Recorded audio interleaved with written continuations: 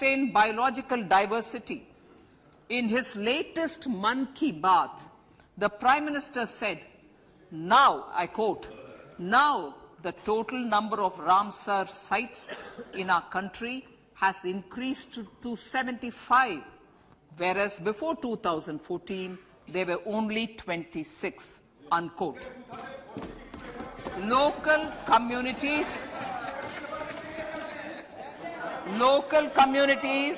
have always been at the forefront of conservation efforts. The government will promote their unique conservation values through Amrit Dharohar, a scheme that will be implemented over the next 3 years to encourage optimal use of wetlands and enhance biodiversity, carbon stock, ecotourism opportunities, and income generation for local communities. Coastal shipping. Coastal shipping will be promoted as the energy efficient and lower cost mode of transport, both for passengers and freight, through PPP mode with viability gap funding. Vehicle replacement. Vehicle replacement is an important continuing policy, replacing the old political,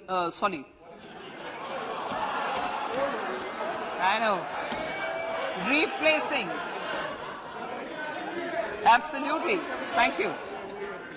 Replacing old polluting vehicles. May be applicable, right?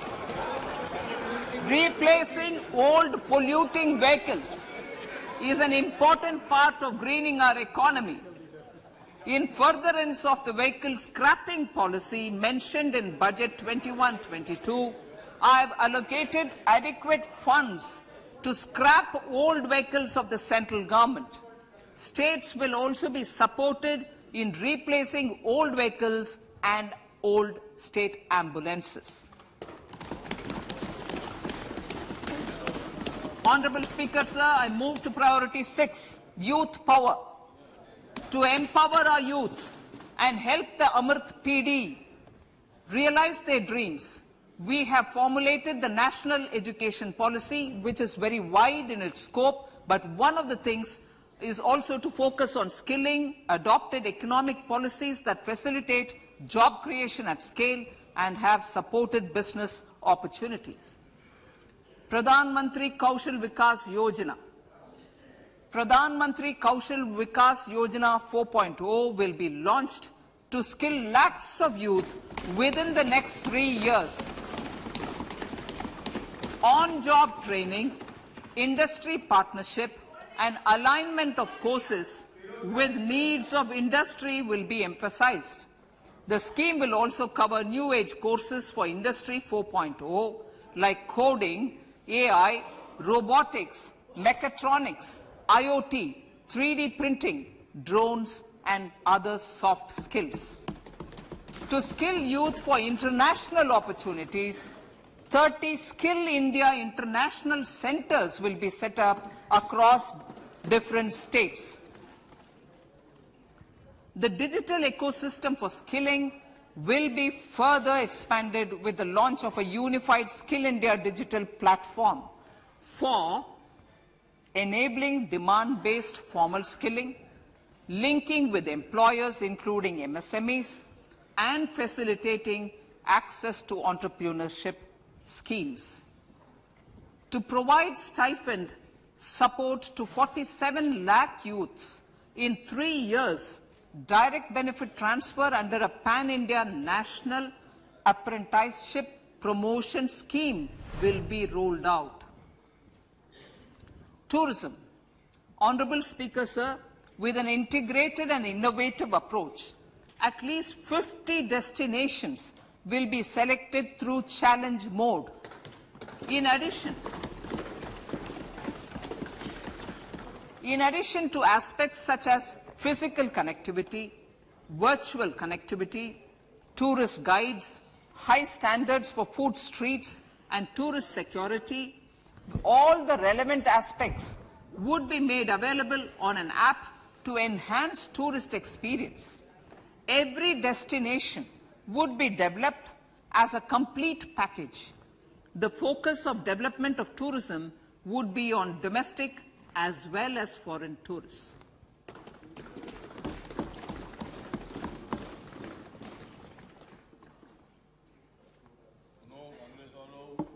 Sector-specific skilling and entrepreneurship development will be dovetailed to achieve the objectives of Dekho Apna Desh initiative.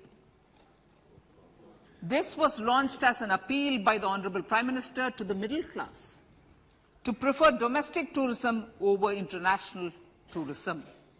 The integrated development of theme-based tourist circuits, the Swadesh Darshan scheme, was also launched. Under the Vibrant Villages program, tourism infrastructure and amenities will be facilitated in border villages. Unity Mall. States will be encouraged to set up a Unity Mall in their state capital or most prominent tourism center or the financial capital for promotion and sale of their one district, one product and GI products and other handicraft products, and for providing space for such products of all other states as well. Sir, priority number 7, financial sector. Our reforms in the financial sector and innovative use of technology have led to financial inclusion at scale, better and faster service delivery, ease of access to credit, and participation in financial markets.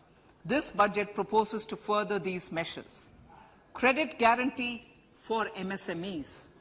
Last year, I proposed revamping of the credit guarantee scheme for the MSMEs. I am happy to announce that the revamped scheme will take effect from 1st April 2023 through infusion of 9,000 crores in the corpus. This will enable additional collateral-free guaranteed credit of 2 lakh crores of rupees. Further, the cost of credit will be reduced by about 1%. A national financial information registry will be set up to serve as a central repository of financial and ancillary information. This will facilitate efficient flow of credit, promote financial inclusion, and foster financial stability. A new legislative framework will govern this credit public infrastructure and will be designed in consultation with the RBI. To meet the needs of Amrit Kal and to facilitate optimum regulation in the financial sector, public consultation, as necessary and feasible, will be brought to the process of regulation making and issuing subsidiary directions. To simplify, to ease, and to reduce cost of compliance, financial sector regulators will be requested to carry out a comprehensive review of existing regulations. For this, they will consider suggestions from public and regulated entities. Time limits to decide the application under various regulations will also be laid down. Honorable Speaker, sir, to enhance business activities in GIFT IFSC, the following measures will be taken. Delegating powers under the SEZ Act to the IFSCA to avoid dual regulation. Setting up a single window IT system for registration and approval of IFSCA, SEZ authorities, GSTN, RBI, SEBI, and IRDAI. Permitting acquisition financing by IFSC banking units of foreign banks. Establishing a subsidiary of Exim Bank for trade refinancing. Amending IFSCA Act for statutory provisions for arbitration, ancillary services, and avoiding dual regulation under the SEZ Act, and recognizing offshore derivative instruments as valid contracts. Honorable Speaker, sir, data embassy For countries looking for digital continuity solutions, we will facilitate setting up of their data embassies in GIFT IFSC.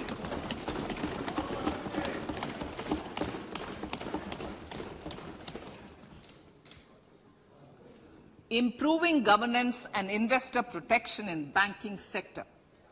To improve bank governance and enhance investors' protection, certain amendments to the Banking Regulation Act, the Banking Companies Act, and the Reserve Bank of India Act are being proposed. Capacity building in securities market. Honourable Speaker, sir, to build capacity of functionaries and professionals in the securities market, SEBI will be empowered to develop, regulate, maintain and enforce norms and standards for education in the National Institute of Securities Markets and to recognize award of degrees, diplomas and certificates.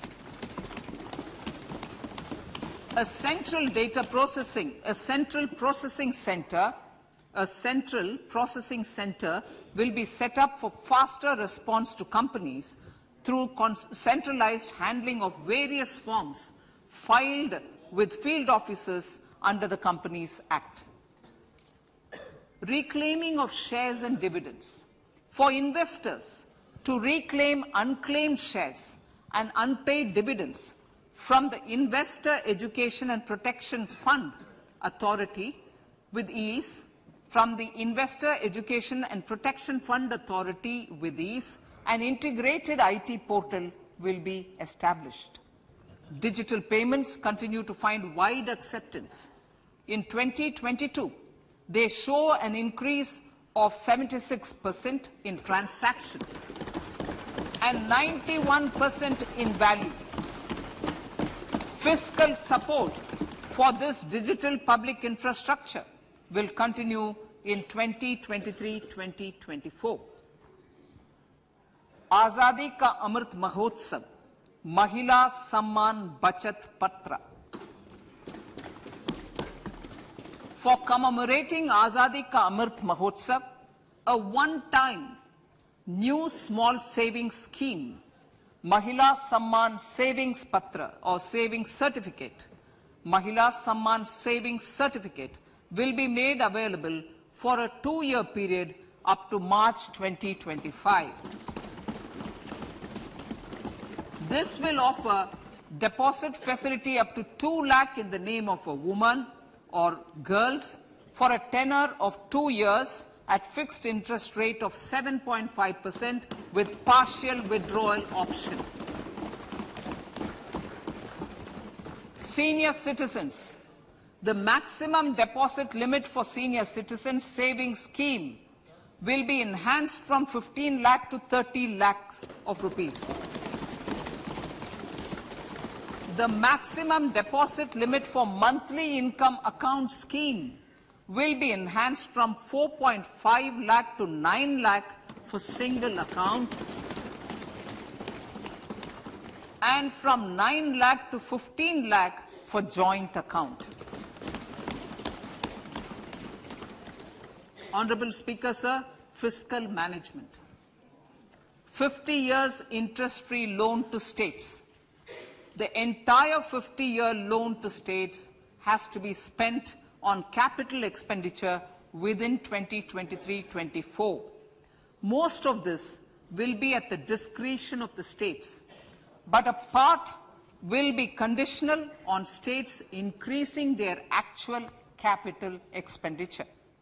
Parts of the outlay will also be linked to or allocated for the following purposes: scrapping old government vehicles, urban planning reforms and actions, financing reforms in urban local bodies to make them creditworthy for municipal bonds, housing for police personnel above or as part of the police station, constructing unity malls, children and adolescent libraries and digital infrastructure, and state share of capital expenditure of central schemes.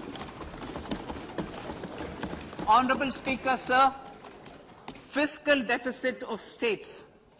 States will be allowed a fiscal deficit of 3.5% of GSDP, of which 0.5% will be tied to power sector reforms.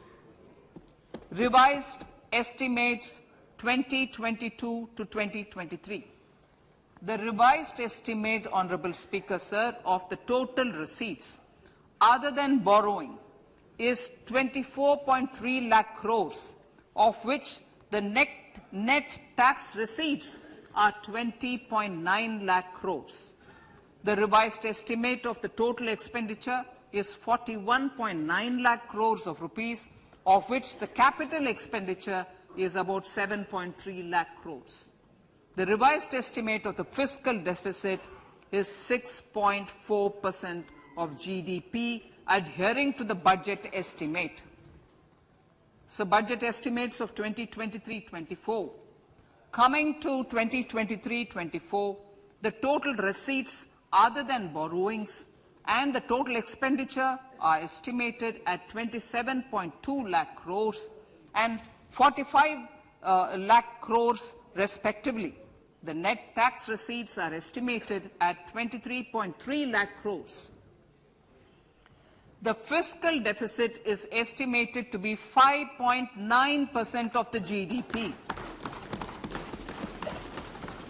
In my budget speech for 21-22, I had announced that we plan to continue the path of fiscal consolidation, reaching a fiscal deficit of below 4.5% by 2025-26, with a fairly steady decline over the period.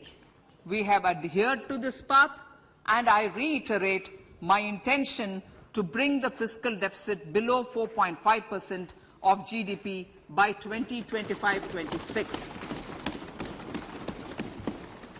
To finance the fiscal deficit in 2023-24, the net market borrowings from dated securities are estimated at 11.8 lakh crores.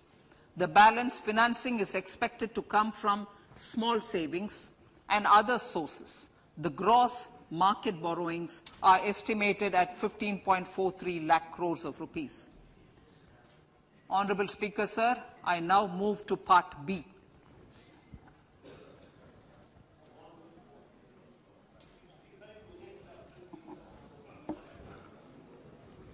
Indirect taxes.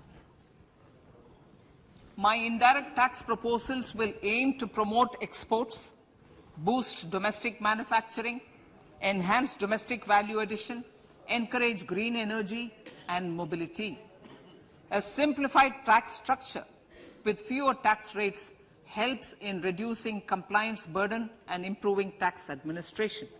I propose to reduce the number of basic customs duty rates on goods other than textiles and agriculture from 21 to 13. As a result, there are minor changes in the basic custom duties, cesses and surcharges on some items including toys, bicycle, automobiles and naphtha. Green mobility. To avoid cascading of taxes on blended compressed natural gas, I propose to exempt excise duty on GST paid compressed biogas contained in it. To further provide impetus to green mobility, customs duty exemptions is being extended to import of capital goods and machinery required for manufacture of lithium-ion cells for batteries used in electrical vehicles as well. Electronics. As a result of various initiatives of the government, including phased manufacturing program, mobile phone production in India has increased from 5.8 crore units valued at about 18,900 crore in 2014-15 to 31 crore units valued at 2,75,000 crore in the last financial year. To further deepen domestic value addition in manufacturing of mobile phones, I propose to provide relief to customs duty. I propose to provide relief in customs duty on import of certain parts and inputs like camera lens and continue the concessional duty on lithium-ion cells for batteries for another year.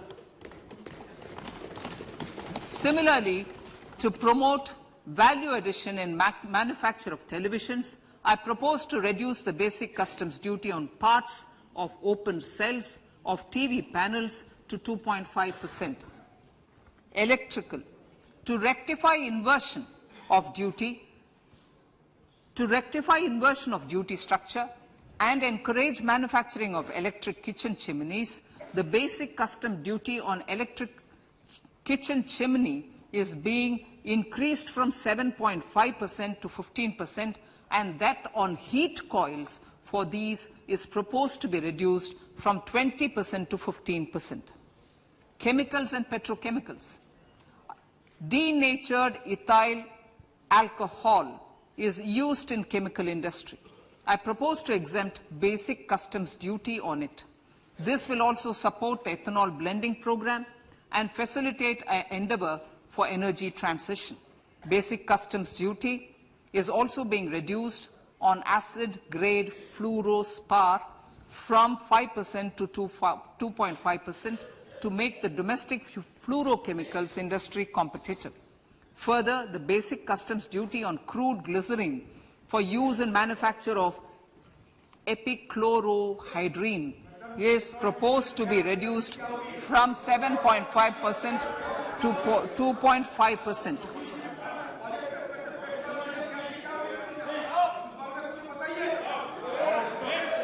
Marine products. In the last financial year, marine products recorded the highest export growth, benefiting farmers in the coastal states of the country. To further enhance the export competitiveness of marine products, particularly shrimps, duty is being reduced on key inputs for domestic manufacture of shrimp feed. India is a global leader, as I said in Part A, in cutting and polishing of natural diamonds, contributing about 3/4 of the global turnover by value. With the depletion of deposits of natural diamonds, the industry is moving towards lab-grown diamonds, and it holds huge promise. To seize this opportunity, I propose to reduce the basic customs duty on seeds used in their manufacture. Custom duties on door or doré and bars of gold and platinum were increased earlier this fiscal. I propose to increase the duties on articles made therefrom to enhance the duty differential. I also propose to increase the import duty on silver doors, bars and articles to align them with that on gold and platinum. To facilitate availability of raw materials for the steel sector, exemptions from basic custom duty on raw materials for manufacture of CRGO steel, ferrous scrap and nickel cathode is being continued. Similarly, the concessional BCD of 2.5% on copper scrap is also being continued to ensure the availability of raw materials for secondary copper producers who are mainly in the MSME sectors. Compounded rubber. The basic custom duty rate on compounded rubber is being increased from 10% to 25% or 30 kg, whichever is lower, at par with that of natural rubber other than latex, to curb circumvention of duty. Cigarettes. National calamity contingent duty on specified cigarettes was last revised 3 years ago. This is proposed to be revised upwards by about 16%. Direct taxes. I now come to my direct tax proposals. Honourable Speaker, these proposals aim to maintain continuity and stability of taxation, further simplify and rationalize various provisions to reduce the compliance burden, promote the entrepreneurial spirit and provide tax relief to citizens. It has been constant endeavour of the Income Tax Department to improve taxpayers' services by making compliance easy and smooth. Our taxpayers portal received a maximum of 72 lakh returns in a day, processed more than 6.5 crore returns this year. Average processing period reduced from 93 days in financial year 13-14 to 16 days only now. And 45% of the returns were processed within 24 hours. We intend to further improve this, roll out the next generation common IT return form for taxpayer convenience, and also plan to strengthen the grievance redressal mechanism. MSMEs and professionals. MSMEs are growth engines of our economy. Micro enterprises with turnover up to 2 crore of rupees and certain professionals with turnover of up to 50 lakh rupees can avail the benefit of presumptive taxation. I propose to provide enhanced limits of 3 crore and 75 lakh respectively to the taxpayers whose cash receipts are no more than 5%. Whose cash receipts are no more than 5%. Moreover, to support MSMEs in timely receipt of payments, I propose to allow deduction for expenditure incurred on payments made to them only when payment is actually made. Cooperation. Cooperation is a value to be cherished. In realizing our Prime Minister's goal for Sehkar Se Samriddhi and his resolve to connect the spirit of cooperation with the spirit of Amrit Kal, in addition to the measures proposed in Part A, I have a slew of proposals for the cooperation sector. First, new cooperatives that commence manufacturing activities till 2024, 31st March, shall get the benefit of a lower tax rate of 15%, as is presently available to new manufacturing companies. Secondly, I propose to provide an opportunity to sugar cooperatives to claim payments made to sugarcane farmers for the period prior to the assessment year 2016-17 as expenditure. This is expected to provide them a relief of almost 10,000 crores. Thirdly, I am providing a higher limit of 2 lakh per member for cash deposits to loans in cash by primary agricultural cooperative societies and primary cooperative agriculture and rural development banks. I repeat that. Thirdly, I am providing a higher limit of 2 lakh per member for cash deposits to and loans in cash by primary agricultural cooperative societies and primary cooperative agricultural and rural development banks. Similarly, a higher limit of 3 crore for TDS on cash withdrawal is being provided to cooperative societies. Startups.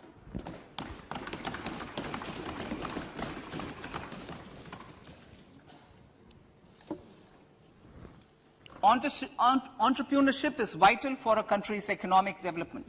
We have taken a number of measures for startups and they have borne results. India is now the third largest ecosystem for startups globally and ranks second in innovation quality among middle-income countries. I propose to extend the date of incorporation for income tax benefits to startups from 31/3/2023 to 31/3/2024. I further propose to provide the benefit of carry forward of losses on change of shareholding of startups from 7 years of incorporation to 10 years.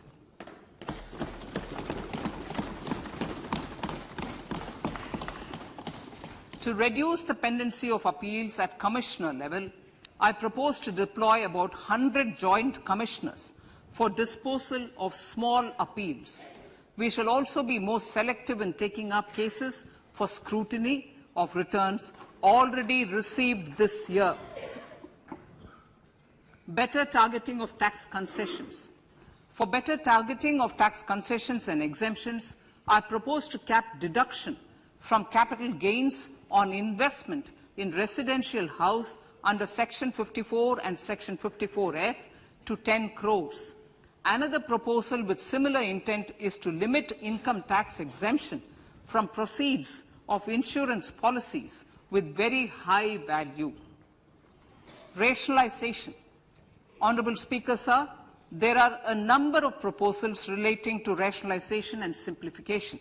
income of authorities, boards, and commissions set up by statutes of union or state for the purpose of housing, development of cities, towns, and villages, and regulating and developing an activity or matter is proposed to be exempted from income tax. Other major measures in this direction are removing the minimum threshold of 10,000 for TDS and clarifying taxability relating to online gaming, not treating conversion of gold into electronic gold receipts and vice versa as capital gains, reducing the TDS rate from 30% to 20% on taxable portion of EPF withdrawals in non-PAN cases, and taxation on income for market-linked debentures.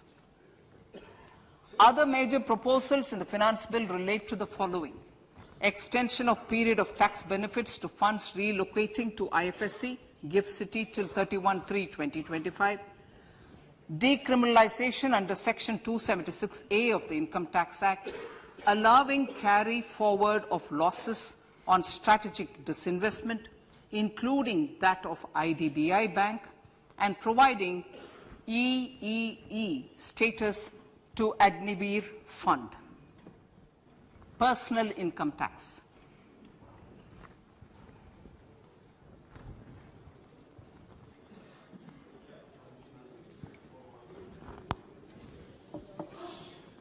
Now I come to what everyone is waiting for. Personal income tax. I have 5 major announcements to make in this regard. These primarily benefit our hard-working middle class.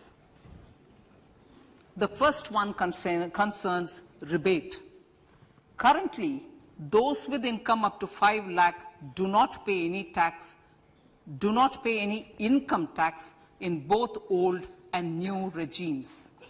I propose to increase the rebate limit to 7 lakhs in the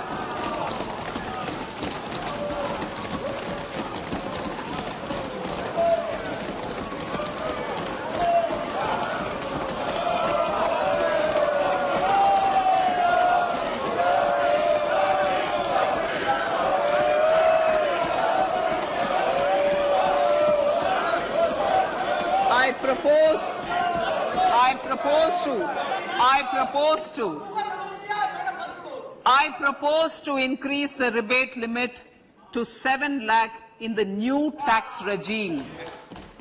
Thus, persons in the new tax regime with income up to 7 lakhs will not have to pay any tax at all. The second proposal relates to middle-class individuals.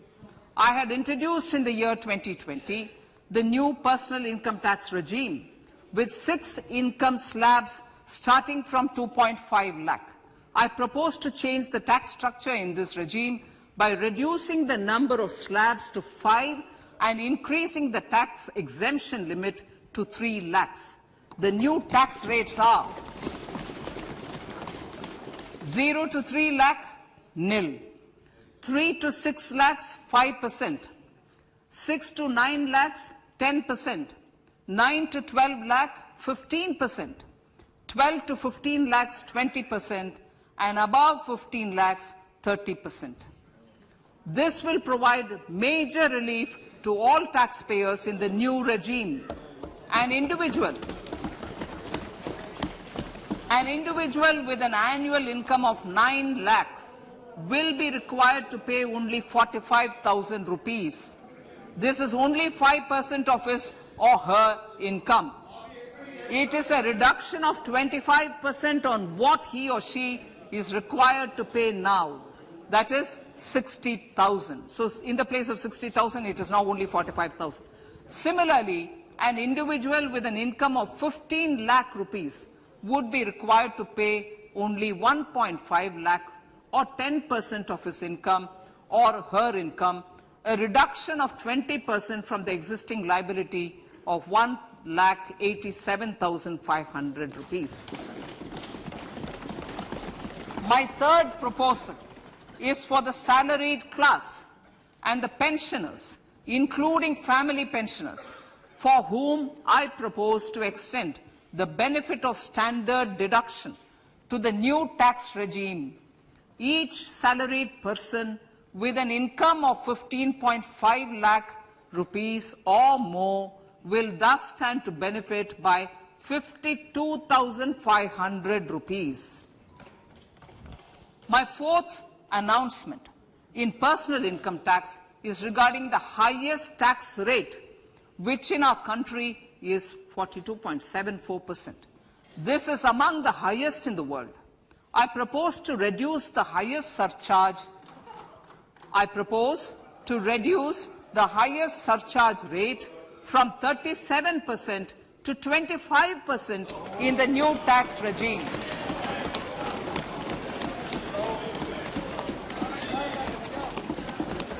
This would result in reduction of the maximum rate. This would result in the reduction of the maximum tax rate to 39%. Lastly, the limit of 3 lakh rupees for tax exemption on leave encashment on retirement of non-government salaried employees was last fixed in the year 2002, when the highest basic pay in the government was only 30,000 rupees per month. In line with the increase in the government salaries, I am proposing to increase this limit to 25 lakh rupees.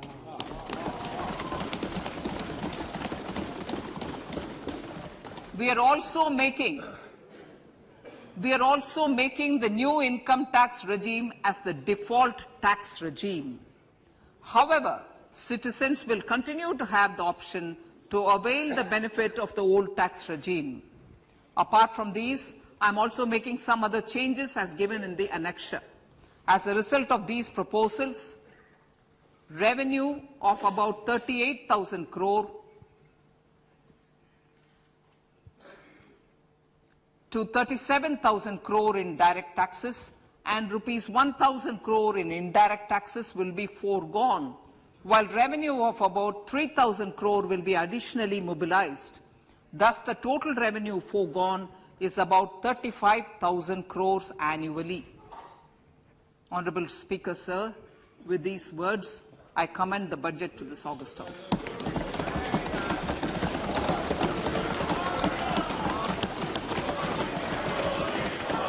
One hour, 25 minutes. Item number 1, माननीय item number 2, Shrimati Nirmala Sitharaman ji. Sir, with your permission, I lay on the table of the following statements. Under Section 3(1) of the Fiscal Responsibility Budget Management Act 2003, 1. Medium-term fiscal policy cum fiscal policy strategy statement and macroeconomic framework statement. माननीय सदस्यगण, जैसा कि आपको समाचार भाग 2 के माध्यम से पहले ही सूचित किया जा चुका है कि माननीय वित्त मंत्री जी के बजट भाषण की प्रतियां हार्ड कॉपी के रूप में उपलब्ध कराई गई है. आप बजट भाषण की अपनी अपनी प्रति प्रकाशन पलक से ले लें. आपको ये भी सूचित किया जाता है कि माननीय मंत्री द्वारा बजट प्रस्तुत किए जाने के पश्चात उसकी प्रतियां आपको मेंबर्स पोर्टल के माध्यम से उपलब्ध करा दी जाएगी. आइटम नंबर 3, माननीय मंत्री जी, वित्त मंत्री जी. Sir, with your permission, I rise to move for leave to introduce the Finance Bill 2023. प्रश्न ये कि विधेयक को पुनर्स्थापित करने की अनुमति प्रदान की जाए. जो सदस्य इसके पक्ष में हाँ कहें, जो सदस्य विरोध में ना कहें. मेरे विचार में निर्णय हाँ वालों के पक्ष में. माननीय मंत्री जी विधेयक को पुनर्स्थापित करें. Sir, I introduce the bill. सभा की कार्रवाई कल गुरुवार दिनांक 2 फरवरी 2023 को प्राप्त 11 बजे तक के लिए स्थगित की जाती है.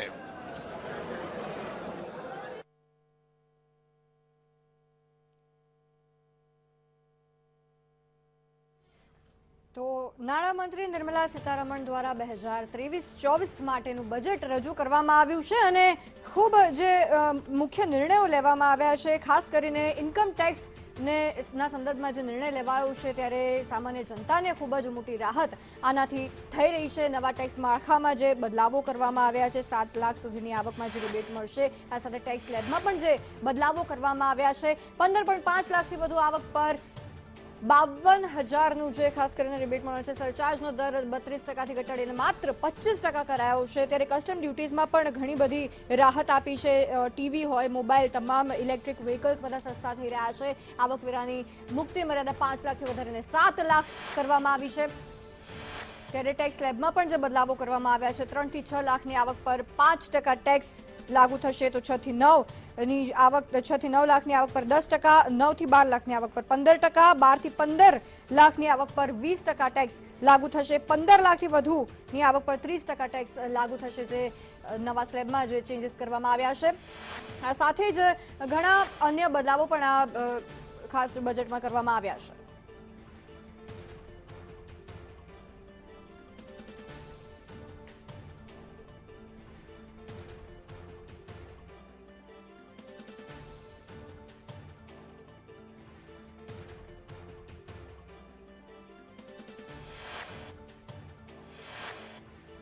એટલે આ સાથે જ આપણી સાથે ચર્ચામાં જે ગેસ્ટ જોડાઈ ગયા છે, ઇકોનોમિસ્ટ છે પિંકીબેન દેસાઈ ભાજપમાંથી છે, સીએ વેદાંત પરીખ અને ખાસ ટેક્સ સ્પેશિયલિસ્ટ છે ધ્રુવેન શાહ. ધ્રુવેનભાઈ, આપને પૂછવાનું છે ખાસ હવે ઇન્કમ ટેક્સ કે જેમાં આટલા બદલાવો કરવામાં આવ્યા છે. હવે નિર્મલાબેને તો જે વાત કરી છે થોડી કોમ્પ્લિકેટેડ લાગે, એકદમ સરળ ભાષામાં શું બદલાવો કર્યા છે આપ જનતાને સમજાવો.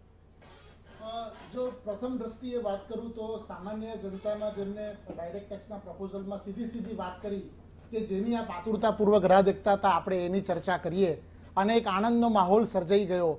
એવી રીતે પણ સામાન્ય જનતાને સીધી સ્પર્શતી જો ટેક્સની દરખાસ્તો હોય ત્યારે વ્યક્તિગત આવકવેરાના માળખામાં ધરખમ ફેરફાર કર્યો છે હું એવું ચોક્કસ માનીશ. પણ કેટલીક વાત શરૂઆતમાં ભ્રામક લાગે એના માટે હું સંદેશના જાગૃત શ્રોતાગણ માટે હું સ્પષ્ટતા કરવા માંગુ છું કે સ્લેબના દરમાં ખૂબ સુધારો કરવામાં આવ્યો છે. પહેલા સ્લેબનો દર 2.5 લાખ રૂપિયા સુધી મુક્તિ મર્યાદા હતી, હવે એ મુક્તિ મર્યાદા 3 લાખ કરવામાં આવી છે. એટલે દર્શક મિત્રોને હું કહેવા માંગીશ કે 0 થી 3 લાખ રૂપિયા સુધીની આવક હોય તો એ નીલ છે, એમને કોઈ ટેક્સ ભરવાનો નથી. 3 થી 6ની આવકની મર્યાદા હોય તો 5% છે, 6 થી 9માં 10%, 9 થી 12માં 15%, 12 થી 15માં 20% અને 15 લાખથી વધુ ઇન્કમવાળાને 30%. એટલે હું માનું છું કે વ્યક્તિગત આવકમાં ખૂબ જ ટેક્સ જે પહેલાં ભરતા હતા અને હવે આ નવા ઇન્કમ ટેક્સના રિજીમમાં ભરવાનો આવે છે એમાં ઘણો ઘટાડો થયો છે અને એની સીધી લાભ એ વ્યક્તિગત કરદાતાને મળી છે. વધુમાં જેમ વાત કરી કે 5 લાખની મુક્તિ મર્યાદા પહેલાં હતી, આમ 3 લાખની વાત કરીએ છીએ અને પહેલાં એવું પણ કહેવામાં આવ્યું કે ન્યૂ રિજીમમાં 5 લાખની મુક્તિ મર્યાદા હતી, એ 5 લાખની મુક્તિ મર્યાદામાં વધારો કરીને 7 લાખ રૂપિયા કરવાની જ્યારે વાત કરવામાં આવી છે તો એના માટે એ મુક્તિ મર્યાદા નથી પરંતુ એમાં રિબેટ કલમ 87 મુજબની રિબેટ આપવામાં આવે છે. પહેલાના માળખાની જો વાત કરીએ જૂના માળખાની, તો જૂના માળખામાં પણ સ્લેબ 2.5 લાખનો હતો, પરંતુ કોઈની વાર્ષિક આવક 5 લાખ રૂપિયાથી ઓછી હોય તો તેવા સંજોગોમાં કલમ 87 પ્રમાણે રિબેટ બાદ આપી અને 5 લાખ સુધીના વ્યક્તિગત કરદાતાને કોઈ ટેક્સ ભરવાનો પ્રસંગ નહોતો બનતો. આ જ 5 લાખની મર્યાદા વધારીને 7 લાખ કરવામાં આવી છે. હું આને બહુ ખૂબ જ આવકારદાયક ગણીશ કે નાના મંત્રીશ્રીએ સામાન્ય વાત કરી, એમને પ્રિએમ્બલમાં જ કીધું કે મોંઘવારીના માર નીચે દટાયેલા આ કરદાતાઓ માટે હાર્ડવર્કિંગ મિડલમેન હાર્ડવર્કિંગ માટેની આ યોજનાઓ છે અને આ યોજના ખરેખર વાસ્તવિક રીતે એમાં આવકમાં જે પહેલા ભરતા હતા એમાં ઘટાડો કરવામાં આવી છે. માનનીય નાના મંત્રીએ એવું પણ એમાં એમની સ્પીચમાં જણાવ્યું કે 9 લાખ રૂપિયાની આવક જ્યારે ધરાવતા હતા ત્યારે 60,000 રૂપિયા વેરો ભરવાનો પ્રસંગ થતો હતો, પરંતુ આ પ્રપોઝલથી હવે 45,000 રૂપિયા જ ભરવાનો થાય છે. એટલે 9 લાખના 45,000 ટેક્સ ગણીએ તો માત્ર ઇફેક્ટિવલી 5% જ આપણે ભરવાનો પ્રસંગ બને છે. અને એવી જ રીતે 15 લાખની આવકવાળા કરદાતાઓ માટે પહેલા 1,87,000 રૂપિયા ભરવાની આપણે ભરતા હતા, પરંતુ હવે નવી યોજના હેઠળ આપણે માત્ર 1.5 લાખ રૂપિયા ભરવાના થાય છે. ધ્રુવીનભાઈ, આ સાથે જે પહેલા જૂના સ્લેબમાં અને નવા સ્લેબમાં જે કંઈક ઇન્વેસ્ટમેન્ટ કરવામાં આવતું હતું, હવે એ આ વખતે નવા સ્લેબમાં છે કે એનાથી કોને ફાયદો થઈ શકે, એ શું છે આખો મામલો? ઇન્વેસ્ટમેન્ટની બાબતમાં ખૂબ એમને રજૂઆત કરી હતી નાના મંત્રીશ્રીએ કે જ્યારે પણ આવા રોકાણ કરવાની બાબતમાં આવે ત્યારે ખાસ કરીને હાઉસિંગ ક્ષેત્રની અંદર કેપિટલ ગેઇન કલમ 54 અને 54F ની જે આવકવેરા હેઠળની જોગવાઈ છે એ મર્યાદા 10 કરોડ રૂપિયા સુધીની વધારી છે. એટલે હું એવું ચોક્કસ માનું છું કે જ્યારે કેપિટલ ગેઇન મિલકતના વેચાણ દ્વારા ઉદ્ભવતો જે મૂડી નફો છે એ મૂડી નફોની મર્યાદા વધારી અને એ ટેક્સના માળખાને એક ખૂબ જ રાહત આપતી આવકારદાયક પ્રપોઝલ હું એમને માનીશ. કારણ કે જ્યારે ટેક્સની મર્યાદા એક મિલકત પર મૂડી નફો થતો હોય અને એક રોકાણ 54 લાખના રોકાણની મર્યાદા સાથે પણ ટેક્સની જવાબદારીનો સામનો કરવો પડતો હતો. આ વધારવાથી 10 કરોડની મર્યાદા કરવાથી હું માનું છું ત્યાં સુધી મોટા ભાગના ટેક્સના માળખાઓમાં ભરવાનો પ્રસંગ જ નહીં બને અને એ કલમ 54 અને 54 હેઠળ આવું રોકાણ દ્વારા એક નવા હાઉસિંગની પણ એક યોજનાઓને આગળ વિસ્તરણ કરવા માટેની ખૂબ આવકારદાયક યોજના છે. જ્યારે મકાન વેચીએ છીએ તો એની સામે મકાન લેવા માટેની એક જે પ્રલોભન કહેવાય કે જે એક પ્રકારનું આયોજન સુબદ્ધ આયોજન કહેવાય એ કલમ 54 અને 54F મુક્તિ મર્યાદા વધારીને ખૂબ આવકારદાયક પગલું છે. હું માનું છું કે એનાથી શેર માર્કેટમાં તેમજ હાઉસિંગમાં ખૂબ આગળ પ્રગતિ દેખાશે એ આવનારા દિવસોમાં જોવાનું રહ્યું. બિલકુલ. આ સાથે પિંકીબેન, હવે જે આ ટેક્સનું જે આખો નવો સ્લેબ ને નવા જે નિર્ણયો બદલાવો કરવામાં આવ્યા છે એનાથી દેશને ઇકોનોમિકલી ફાયદો થશે, નુકસાન થશે, દેશના નાગરિકોને કેવી રીતના ઇકોનોમિકલી ફાયદા નુકસાન થશે? જે ટેક્સ મર્યાદાઓની વાત આપણા ટેક્સ એક્સપર્ટે કરી તે પ્રમાણે આપણે જોવા જોઈએ તો સીતારમણે ચોખ્ખું કહ્યું કે આપણને ટેક્સ રેવન્યુમાં સરકારને લોસ જવાનો, આપણે કેટલું જતું કરીએ છીએ ટેક્સ રેવન્યુ, એમાં આ ટેક્સના લગભગ 35,000 કરોડ જેટલું રેવન્યુ જતું કરવું પડશે. તો એ એક રીતે જોવા જઈએ તો દેશને નુકસાન છે. એક્ઝેક્ટલી. પણ પર્સનલ લેવલે જે ફાયદો થાય છે એટલે કન્ઝમ્પશન વધશે. સાહેબે વાત કરી એમ કેટલા બધા લોકોને ટેક્સ બેનિફિટ મળવાથી એ લોકોનું કન્ઝમ્પશન વધશે અને જે કન્ઝમ્પશન બૂસ્ટ ઇકોનોમીને મળશે એનાથી પ્રોડક્શન વધશે. હવે આ કન્ઝમ્પશન ક્યાં જવાનું? તો જે મિડલ ક્લાસ વર્ગો છે એ સ્કૂટર ખરીદશે, ગાડીઓ ખરીદશે, ઇલેક્ટ્રિક વ્હીકલ ખરીદશે, ટીવી ખરીદશે અને આ પ્રલોભનો સરકારે આપી દીધા છે. તો આજે આપણા લોકોનો, સામાન્ય માણસોનો જે ટેક્સ બચે છે એમાંથી તમે શું કરવાના? તો તમે લોકો ટીવી ખરીદશો, સ્કૂટર ખરીદશો, ગાડી ખરીદશો અથવા તો એને ભણતર પાછળ વાપરશો. બરાબર છે? તો આ પ્રલોભનો પણ સામે સરકારે આપ્યા છે. એટલે સરકાર ઈચ્છે છે કે આપણો ટેક્સ બચાવીને એ ટેક્સ આપણે આ વસ્તુઓ પાછળ વાપરીએ કે જેથી સરકારને પાછું અર્થતંત્રને એક બૂસ્ટ મળી જાય. બિલકુલ. ધ્રુવીનભાઈ, આ સાથે જે ડિરેક્ટ ટેક્સની તો આપણે વાત કરીએ, હવે કસ્ટમ ડ્યુટીને એ બધામાં પણ ઘણી બધી રિલીફ આપી છે. ઘણી બધી વસ્તુઓ છે ડેલી બેઝિસ પર, આપણે ટીવી છે, મોબાઈલ છે, જે એક લક્ઝરી એક વચ્ચે હતું કે એ બધું મોંઘું થઈ જશે, પરંતુ હવે જે આ કસ્ટમ ડ્યુટી રિલીફ આપી છે એના કારણે એ બધું પણ સસ્તું થતું જોવા મળી રહ્યું છે. What about indirect taxes? Indirect ટેક્સીસની જો વાત કરવામાં આવીએ તો એમને એમના પ્રિએમ્બલની અંદર જ બહુ સ્પષ્ટતાપૂર્વકની જોગવાઈ કરવામાં આવી હતી કે મોબિલાઇઝેશન ખાસ ને ઉત્થાન કરવું છે, તેમજ એક્સપોર્ટ્સને ઉત્થાન કરવું છે, ડોમેસ્ટિક મેન્યુફેક્ચરિંગ, ગ્રીન એનર્જી અને મોબિલાઇઝેશન તરફ ઇનડાયરેક્ટ ટેક્સીસના પાર્ટમાં ખૂબ કર્યું છે. મોબિલાઇઝેશનની વાત કરીએ તો ટેલિવિઝન્સની અંદર, એટલે ટેલિવિઝનના પાર્ટ્સની અંદર, તેમજ લિથેનિયમ બેટરી, આપ સૌ બધા જાણીએ છીએ કે લિથેનિયમ બેટરીનું વેહિકલ કન્ઝમ્પશનમાં અને બીજા બધા MSME મેન્યુફેક્ચરિંગ કન્સર્નમાં ઘણી બધી પ્રોડક્ટમાં લિથેનિયમ બેટરીનું પણ ખૂબ મહત્વ છે. એટલે એ બધાની અંદર કસ્ટમ ડ્યુટી તેમજ કેટલીક સંજોગોમાં એક્સાઇઝ ડ્યુટીમાં પણ ઘટાડો કરી અને મોબિલાઇઝેશનને ખૂબ પ્રલોભન આપ્યું છે. એવી રીતે ઇમ્પોર્ટેડ ટોયઝમાં પણ જે વાત કરીએ તો કેમેરા લેન્સીસ, લિથેનિયમ બેટરી, એમાં પણ કસ્ટમ ડ્યુટીમાં રિલીફ આપી છે અને એનધર યર એક એક્સટેન્શન કર્યું છે. ટેલિવિઝનની અંદર પણ કસ્ટમ ડ્યુટીમાં 2.5% ઘટાડો કરી અને જે એક કોમ્યુનિકેશનના એક લુબ્રિકન્ટ છે કોઈ પણ બિઝનેસનું, એને ઉત્થાન આપવાનો પૂરેપૂરો પ્રયત્ન કર્યો છે. અને જેમ નાના મંત્રીએ વાત કરી કે મોબાઈલનું મેન્યુફેક્ચરિંગ ભારત દેશમાં થાય અને એ સંખ્યામાં ખૂબ વધારો થઈ રહ્યો છે ગ્રેજ્યુઅલી, અને સરકારશ્રી બાબત માટે નવા મોબાઈલ હેન્ડસેટ પણ વધુમાં વધુ થાય ભારત દેશની અંદર, એ માટે પણ એમને સ્પેસિફિક એમના નાના મંત્રીએ વાત કરી. એવી રીતે કેમિકલમાં પણ વાત કરીએ તો બેઝિક કસ્ટમ ડ્યુટી ઇથેનોલ, આપણે જાણીએ છીએ કે અત્યારે ખૂબ ઇથેનોલ ની product it's a substitute of the crude oil or some lubricants or petrol and diesel. Now day concept is a green energy. આ વખતે ગ્રીન ઇન્ફ્રાસ્ટ્રક્ચર, ગ્રીન એનર્જીની વાત કરી છે નાના મંત્રી. એના ભાગરૂપે પણ આ ઇનડિરેક્ટ ટેક્સીસમાં ધરખમ ફેરફાર કર્યા છે. હું માનું છું એના થકી ચોક્કસ મોબિલાઇઝેશનમાં ખૂબ વધારો થશે, અને જ્યારે પણ મોબિલાઇઝેશનમાં વધારો થાય તો ચોક્કસ હું માનું છું કે એમએસએમઈ ક્ષેત્ર તેમજ ઉદ્યોગ ક્ષેત્રને ખૂબ મોટું ઉત્થાન મળશે. એના દ્વારા આવકમાં વધારો થશે, અને જ્યારે આવકમાં વધારો થશે તો ચોક્કસ ઇનડિરેક્ટ અને ડિરેક્ટ ટેક્સીસમાં પણ મળશે. એટલે આ તો આમ વાત કરીએ તો એક હાથ લે અને એક હાથ દે એના જેવી વાત છે. સામાન્ય નાગરિકને એવું લાગે કે ખૂબ વધારો થયો ને શું ઘટાડો થયો, પરંતુ જો એનું પારદર્શક અંદાજપત્ર બનાવી આખા વર્ષનું, તો હું માનું છું કે એક હાથ લે અને એક હાથ દે એના જેવી વાત છે. એટલે જ્યારે સરકારના બજેટ પર એની અસર નથી થતી, પરંતુ આ પ્રલોભનથી બિઝનેસને ઉત્થાન મળે છે, પણ બિઝનેસના ઉત્થાનથી ટેક્સ પણ મળે છે. એટલે હું માનું છું ત્યાં સુધી સરકારના બજેટ પર એવો મોટો ખર્ચની એમને વાત નથી કરી. જેમ ઇનડિરેક્ટ ટેક્સમાં 35,000 કરોડ રૂપિયાનો ખાત ભોગવવી પડશે આ નવા સ્લેબથી, એવી રીતે એમને ઇનડિરેક્ટ ટેક્સનો કોઈ એવો કર બોજનો અંદાજ આપ્યો નથી. પરંતુ આ બધી જ, અને સિગરેટ જેમ આપ વાત કરી જેમ સિગરેટની અંદર વધારો કરવામાં આવ્યો છે, પરંતુ સિગરેટમાં જ્યારે ટેક્સમાં વધારો કરીએ છીએ, પરંતુ જ્યારે યુવાધન એ નશીલા પદાર્થ અને સિગરેટ તરફ વળી રહ્યા છે, તો એના માટે કેમ નક્કર અને ચોક્કસ કદમ નથી ઉઠાવતા, એ બાબત મને સતત દર બજેટમાં મૂંઝવે છે. પરંતુ આ તમામ ઇનડિરેક્ટ ટેક્સની પ્રપોઝલને પણ હું આવકારું છું. બિલકુલ.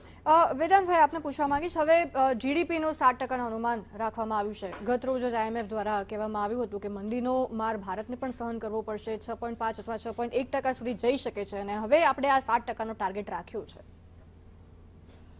આપણે અત્યારે જે મોદી 2.0 બજેટની વાત કરી રહ્યા છીએ, ત્યારે આ સરકારનું આખરી બજેટ છે. આવતા વર્ષે ઇન્ટરિમ બજેટ પ્રસ્તુત કરવામાં આવશે, અને આ અમૃતકાળનું બજેટ છે, જે આપણે અમૃત મહોત્સવ 75મું વર્ષ ઉજવવા જઈ રહ્યા છે, એને અનુલક્ષી અને ગ્રોથ અને પીપલ ઓરિએન્ટેડ બજેટ દેખાઈ રહ્યું છે. પાર્ટ એ અને પાર્ટ બીની જે ઓનરેબલ ફાઇનાન્સ મિનિસ્ટરે વાત કરી એના પ્રમાણે. હવે આપણે જાણીએ છીએ કે ગ્લોબલ સ્તરે, વૈશ્વિક સ્તરે દરેક દેશ અનેક રીતે અનેક પ્રવૃત્તિમાં અટવાયેલા છે.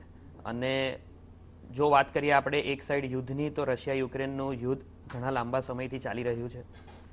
જો આપણે વાત કરીએ રેપો રેટ્સની, તો ગ્લોબલ લેવલે લેન્ડિંગ રેટ્સ બી ઘણા વધી રહ્યા છે. એવું નથી કે એક દેશ અથવા એકથી વધારે, એટલે 2 કે 3 દેશ પર આની વૈશ્વિક અસર છે, પણ આખા ગ્લોબલ લેવલે આની ઇન્ટરેસ્ટ રેટની બી ઇમ્પેક્ટ છે. એના સિવાય તદુપરાંત ઇકોનોમિક ક્રાઇસિસ બી ઘણા દેશમાં જોવા મળ્યા છે આપણને. એટલે વૈશ્વિક સ્તરે અલગ જોગ્રાફિકલ ડાયમેન્શન્સમાં ઘણી બધી કન્ટ્રીઝ ઘણા બધા ઇશ્યુઝ ફેસ કરી રહી છે. અને એની વચ્ચે જ્યારે આપણે ભારતની વાત કરીએ છીએ અને મોદી ગવર્મેન્ટની વાત કરીએ છીએ, એમની સ્ટ્રેટેજીસની વાત કરીએ છીએ, એમના વિઝનની વાત કરીએ છીએ, તો આપ ચોક્કસ મારી વાતને આવકારશો કે ગ્લોબલ લેવલે અત્યારે ભારત વૈશ્વિક ગુરુ બનવા જઈ રહ્યું છે. તે ગ્લોબલ લેવલે એક્સેપ્ટ કરવામાં આવ્યું છે. ભારતની G20 પ્રેસિડેન્શિયલશિપ ચાલી રહી છે આ વર્ષે, અને ઘણા બધા જે ઇન્ટરનેશનલ રેટિંગ સ્ટેન્ડર્ડ્સ અને બોડીઝ છે તેને ભારત ગ્રોથ એક્સપેક્ટ કરશે આવનારા ભવિષ્યમાં, કન્સિડરિંગ આ ઇકોનોમિકલ ક્રાઇસિસ બાકી બધા દેશોમાં છે, પણ ભારત એક એવી સ્થિર પોઝિશન પર છે એની નીતિઓથી, એના સરકારની અલગ શું કહેવાય વિઝન અને મિશનથી. તો હું ચોક્કસ એવું કહીશ કે ભલે વૈશ્વિક રીતે અનેક દેશો પરિસ્થિતિ ફેસ કરી રહ્યા છે, પણ ભારત અડીખમ છે અને વૈશ્વિક ગુરુ તરફ આગળ વધી રહ્યું છે. પિંકીબેન, હવે જીડીપીનો ટાર્ગેટ 7% રાખ્યો છે. આપણે અત્યાર સુધી જોતા આવ્યા છીએ કે કેપિટલ ઇન્ટેન્સિવ ડેવલપમેન્ટ થઈ રહ્યું છે ભારતમાં, અને એની અસર જે લેબર ઇન્ટેન્સિવ જેટલું થવું જોઈએ એટલું નથી થતું, અને એને બધી રીતે ઓવરઓલ અફેક્ટ કરે છે. પણ આપણે જેમ હમણાં વાત કરી કે કન્ઝમ્પશન વધશે, ટેક્સમાં જે રાહત આપી છે, ઓલ ધેટ, તો શું લાગે છે હવે કેટલું કેપિટલ ઇન્ટેન્સિવ રહેશે, કેટલું લેબર ઇન્ટેન્સિવ રહેશે? જુઓ, આપણે જે વસ્તુઓ પર ભાર મૂક્યો છે એમાં કેપિટલ ઇન્ટેન્સિવ વધારે રહેવાનું. પણ કેપિટલ કેવું છે, એક લોંગ ટર્મ ઇન્વેસ્ટમેન્ટ છે. આપણે આપણા બાળકને ભણાવીએ તો તમને તાત્કાલિક એના રિટર્ન્સ નથી મળવાના. અત્યાર સુધીનો જે આપણું એક્સપેક્ટેશન જે હોય છે ને, આપણને કેવું છે કે બેઠી નોકરીઓ જોઈએ છે, પણ આટલા 75 વર્ષમાં આપણે જોયું છે કે બેઠી નોકરીઓથી જો દેશમાં પ્રોગ્રેસ થવાનો હોત તો અત્યારે તો આપોઆપ સરકારી નોકરીઓ 3 ગણી થવી જોઈતી હતી. એટલે ક્યાંક ને ક્યાંક આપણને જે તૈયાર નોકરીઓની જે આશા છે એ હવે એક નવા જમાનામાં આશા રાખવી મને બહુ યોગ્ય નથી લાગતી. કારણ કે આપણે જોયું છે કે સરકારી તંત્ર ઇમ્પ્લિમેન્ટેશન લેવલે વીક રહે છે. નોકરી ક્રિએટ કર્યા પછી એની પ્રોડક્ટિવિટીના આપણી પાસે કોઈ પણ મેજર્સ નથી રહેતા. આજની તારીખમાં પણ સરકારી કર્મચારીઓ, હું પોતે પણ સરકારી કર્મચારી છું, પરંતુ એ બધામાં જે પ્રોડક્ટિવિટી મેજર્સ છે એનું ધ્યાન રહ્યું નથી આટલા વર્ષો. એટલે ડાયરેક્ટ નોકરીઓ મળવી કે ડાયરેક્ટ જીડીપી ગ્રોથ રેટની આશા રાખવી એ બહુ શક્ય નથી. જે ઇન્વેસ્ટમેન્ટ છે, કેપિટલ ઇન્વેસ્ટમેન્ટ ઉપર આટલો બધો ખર્ચ થઈ રહ્યો છે, રેલવે પાછળ જે ખર્ચ થઈ રહ્યો છે, તો એમાં ધીરે ધીરે નોકરીઓ સર્જાશે. એટલે એક મિરેક્યુલસ ગ્રોથ તમને નથી મળવાનો. આ capital investment is a long term investment. એના લોંગ ટર્મ ફ્યુચર બેનિફિટ્સ તમને મળી શકશે જો એ ઇન્ફ્રાસ્ટ્રક્ચર આપણે ટાર્ગેટેડ સમયમાં પૂરું કરી શકીએ તો. બરાબર છે. એ સાથે આ જ ઇન્ફ્રાસ્ટ્રક્ચર ગ્રોથ કે આ જે કેપિટલ ઇન્વેસ્ટમેન્ટ થાય છે એને ખેતી તરફ અને રૂરલ ડેવલપમેન્ટ તરફ વાળવી બહુ જરૂરી છે. એટલે હવે સરકારના પ્રોગ્રામો શું છે, આ પૈસા સરકાર ક્યાં અને કેવી રીતે વાપરે છે એ બહુ મહત્વનું બનશે. કારણ કે જો ઇન્ફ્લેશનનો ટાર્ગેટ, કન્ઝમ્પશનનો ટાર્ગેટ જાળવો હોય અને મિડલ ક્લાસીસને આ ફાયદા જે છે એ તો અર્બન સેક્ટરમાં ને નોકરિયાત વર્ગને થવાના, પરંતુ ખેડૂતોનું શું, ખેતીમાં શું? એમણે ઓફકોર્સ 20 લાખ કરોડનું એ સરકારે પ્રોવિઝન કર્યું છે ખેત ક્રેડિટનું, એગ્રીકલ્ચરલ ક્રેડિટનું, પરંતુ એ કઈ રીતે ડિસ્બર્સ થશે, કોને એનો લાભ મળશે, અમીર ખેડૂતો એનો લાભ લેશે કે નાના ખેડૂતોને લાભ મળશે, એના પ્રોગ્રામો શું બનશે, એના ઉપર આધાર રાખે છે. એટલે આ જે આખો જીડીપી ગ્રોથ રેટ છે એને ઇન્ક્લુઝિવ બનાવવા માટેના જે પ્રોગ્રામ્સ છે, જે પ્રકારની ઇન્વેસ્ટમેન્ટ છે, એની ઉપર જો સરકાર ધ્યાન નહીં આપે, એની ઉપર જો સ્ટેટ ગવર્મેન્ટ ધ્યાન નહીં આપે તો પછી આ ગ્રોથ ટાર્ગેટ અચીવ નહીં થાય. ઓકે, આપણી સાથે સંજય પટાવા, કોંગ્રેસ નેતા પણ સુરતથી લાઈવ જોડાઈ ગયા છે. સંજયભાઈ, સ્વાગત છે આપનું પણ. સંજયભાઈ, હવે બજેટ રજૂ થવું છે, આવકારદાયક માનવામાં આવી રહ્યું છે. લૂપ હોલ્સ કોંગ્રેસને શું કોઈ દેખાયા? બેન, જે રીતે જીડીપી ગ્રોથ પ્રમાણે બેઝિક રિસર્ચ એન્ડ ડેવલપમેન્ટમાં ગ્રોથ વધારવો જોઈએ. સમજો કે તમે એમ કહો છો કે ભારત દેશ વિશ્વગુરુ બનવા તરફ જઈ રહ્યું છે, પણ એવા કોઈ સ્ટેપ આ બજેટમાં મને દેખાયા નહીં કે જેથી R&D તરફ સરકાર પૈસા ફાળવ્યા હોય.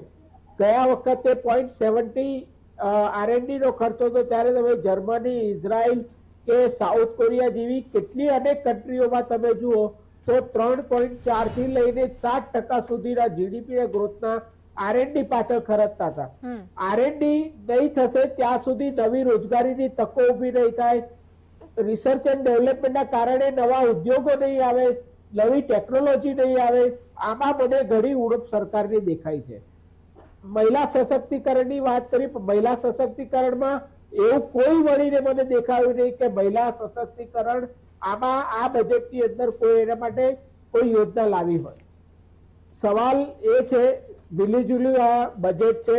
બજેટમાં 3 લાખ સુધીની છૂટ આપવામાં આવી છે ઇન્કમ ટેક્સમાં, જે ગયા વખતે હતી, અને 3 થી 6 સ્લેબમાં ડિવિઝન કરવામાં આવ્યું છે. એમાં મધ્યમ વર્ગને કોઈ લાંબો ફેર આમાં પડવાનો નથી. એટલે ઓવરઓલ બજેટ જે છે એ મારા માટે હું એવું સમજુ છું કે કોઈ ડેવલપમેન્ટ બજેટ નથી. ઓકે, વેદાંતભાઈ, હવે જે સંજયભાઈ દ્વારા કહેવામાં આવ્યું છે મધ્યમ વર્ગને ફાયદો નહીં થાય, મહિલા માટે એમણે કહ્યું મહિલા સશક્તિકરણનું મહિલા સન્માન બચત પત્ર જે નવું આ યોજના લાયા છે સરકાર દ્વારા એ છે. અને અરે બેન, બચત એ કોઈ સશક્તિકરણનો નિર્ણય છે. એટલે એના પર જ આપણે વાત કરીશું કે કંઈક લાયા છે મહિલા માટે, શું છે એ આપણને વેદાંતભાઈ સમજાવશે. બોલો.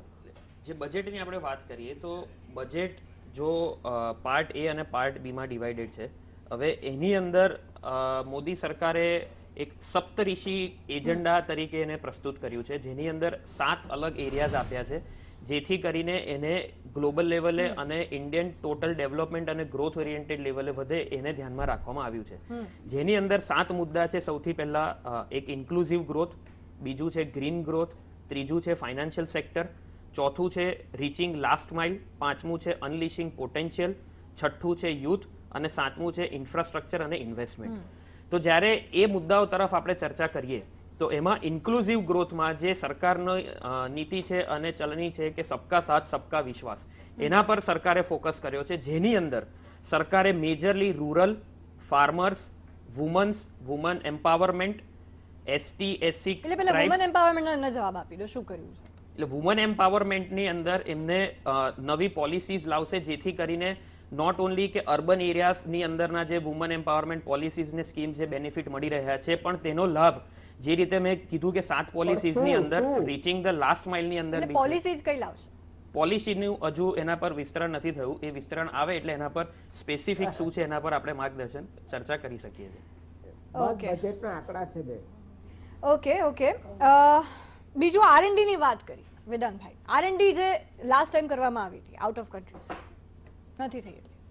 R&D તરફ હું સ્પેસિફિક એ મુદ્દામાં એવું કહીશ કે જ્યારે આપણે વિદેશના અલગ અલગ દેશોના એક બેન્ચમાર્ક લઈને કમ્પેરિઝન કરીએ છીએ, તો જ્યારે આપણે ભારત દેશની વાત કરીએ અને એના ગ્રોથ ફેક્ટર્સ અને એ કઈ પોઝિશન પર ઊભું છે એની ચર્ચા કરીએ, તો જો આપ FDIના સ્ટેટિસ્ટિક્સ જોશો તો જે 35 બિલિયન હતા 2014-15માં, તે વધીને 80 બિલિયન થઈ ગયા છે 21-22માં, અને છેલ્લા 7 વર્ષની જો વાત કરું તો એ 440 બિલિયન થઈ ગયા છે. જો હું ફોરેક્સ રિઝર્વની વાત કરું છું તો એ $275 બિલિયન થઈ ગયા છે હતા જે 14-15માં, તે આજે $630 બિલિયન છે 21-22માં.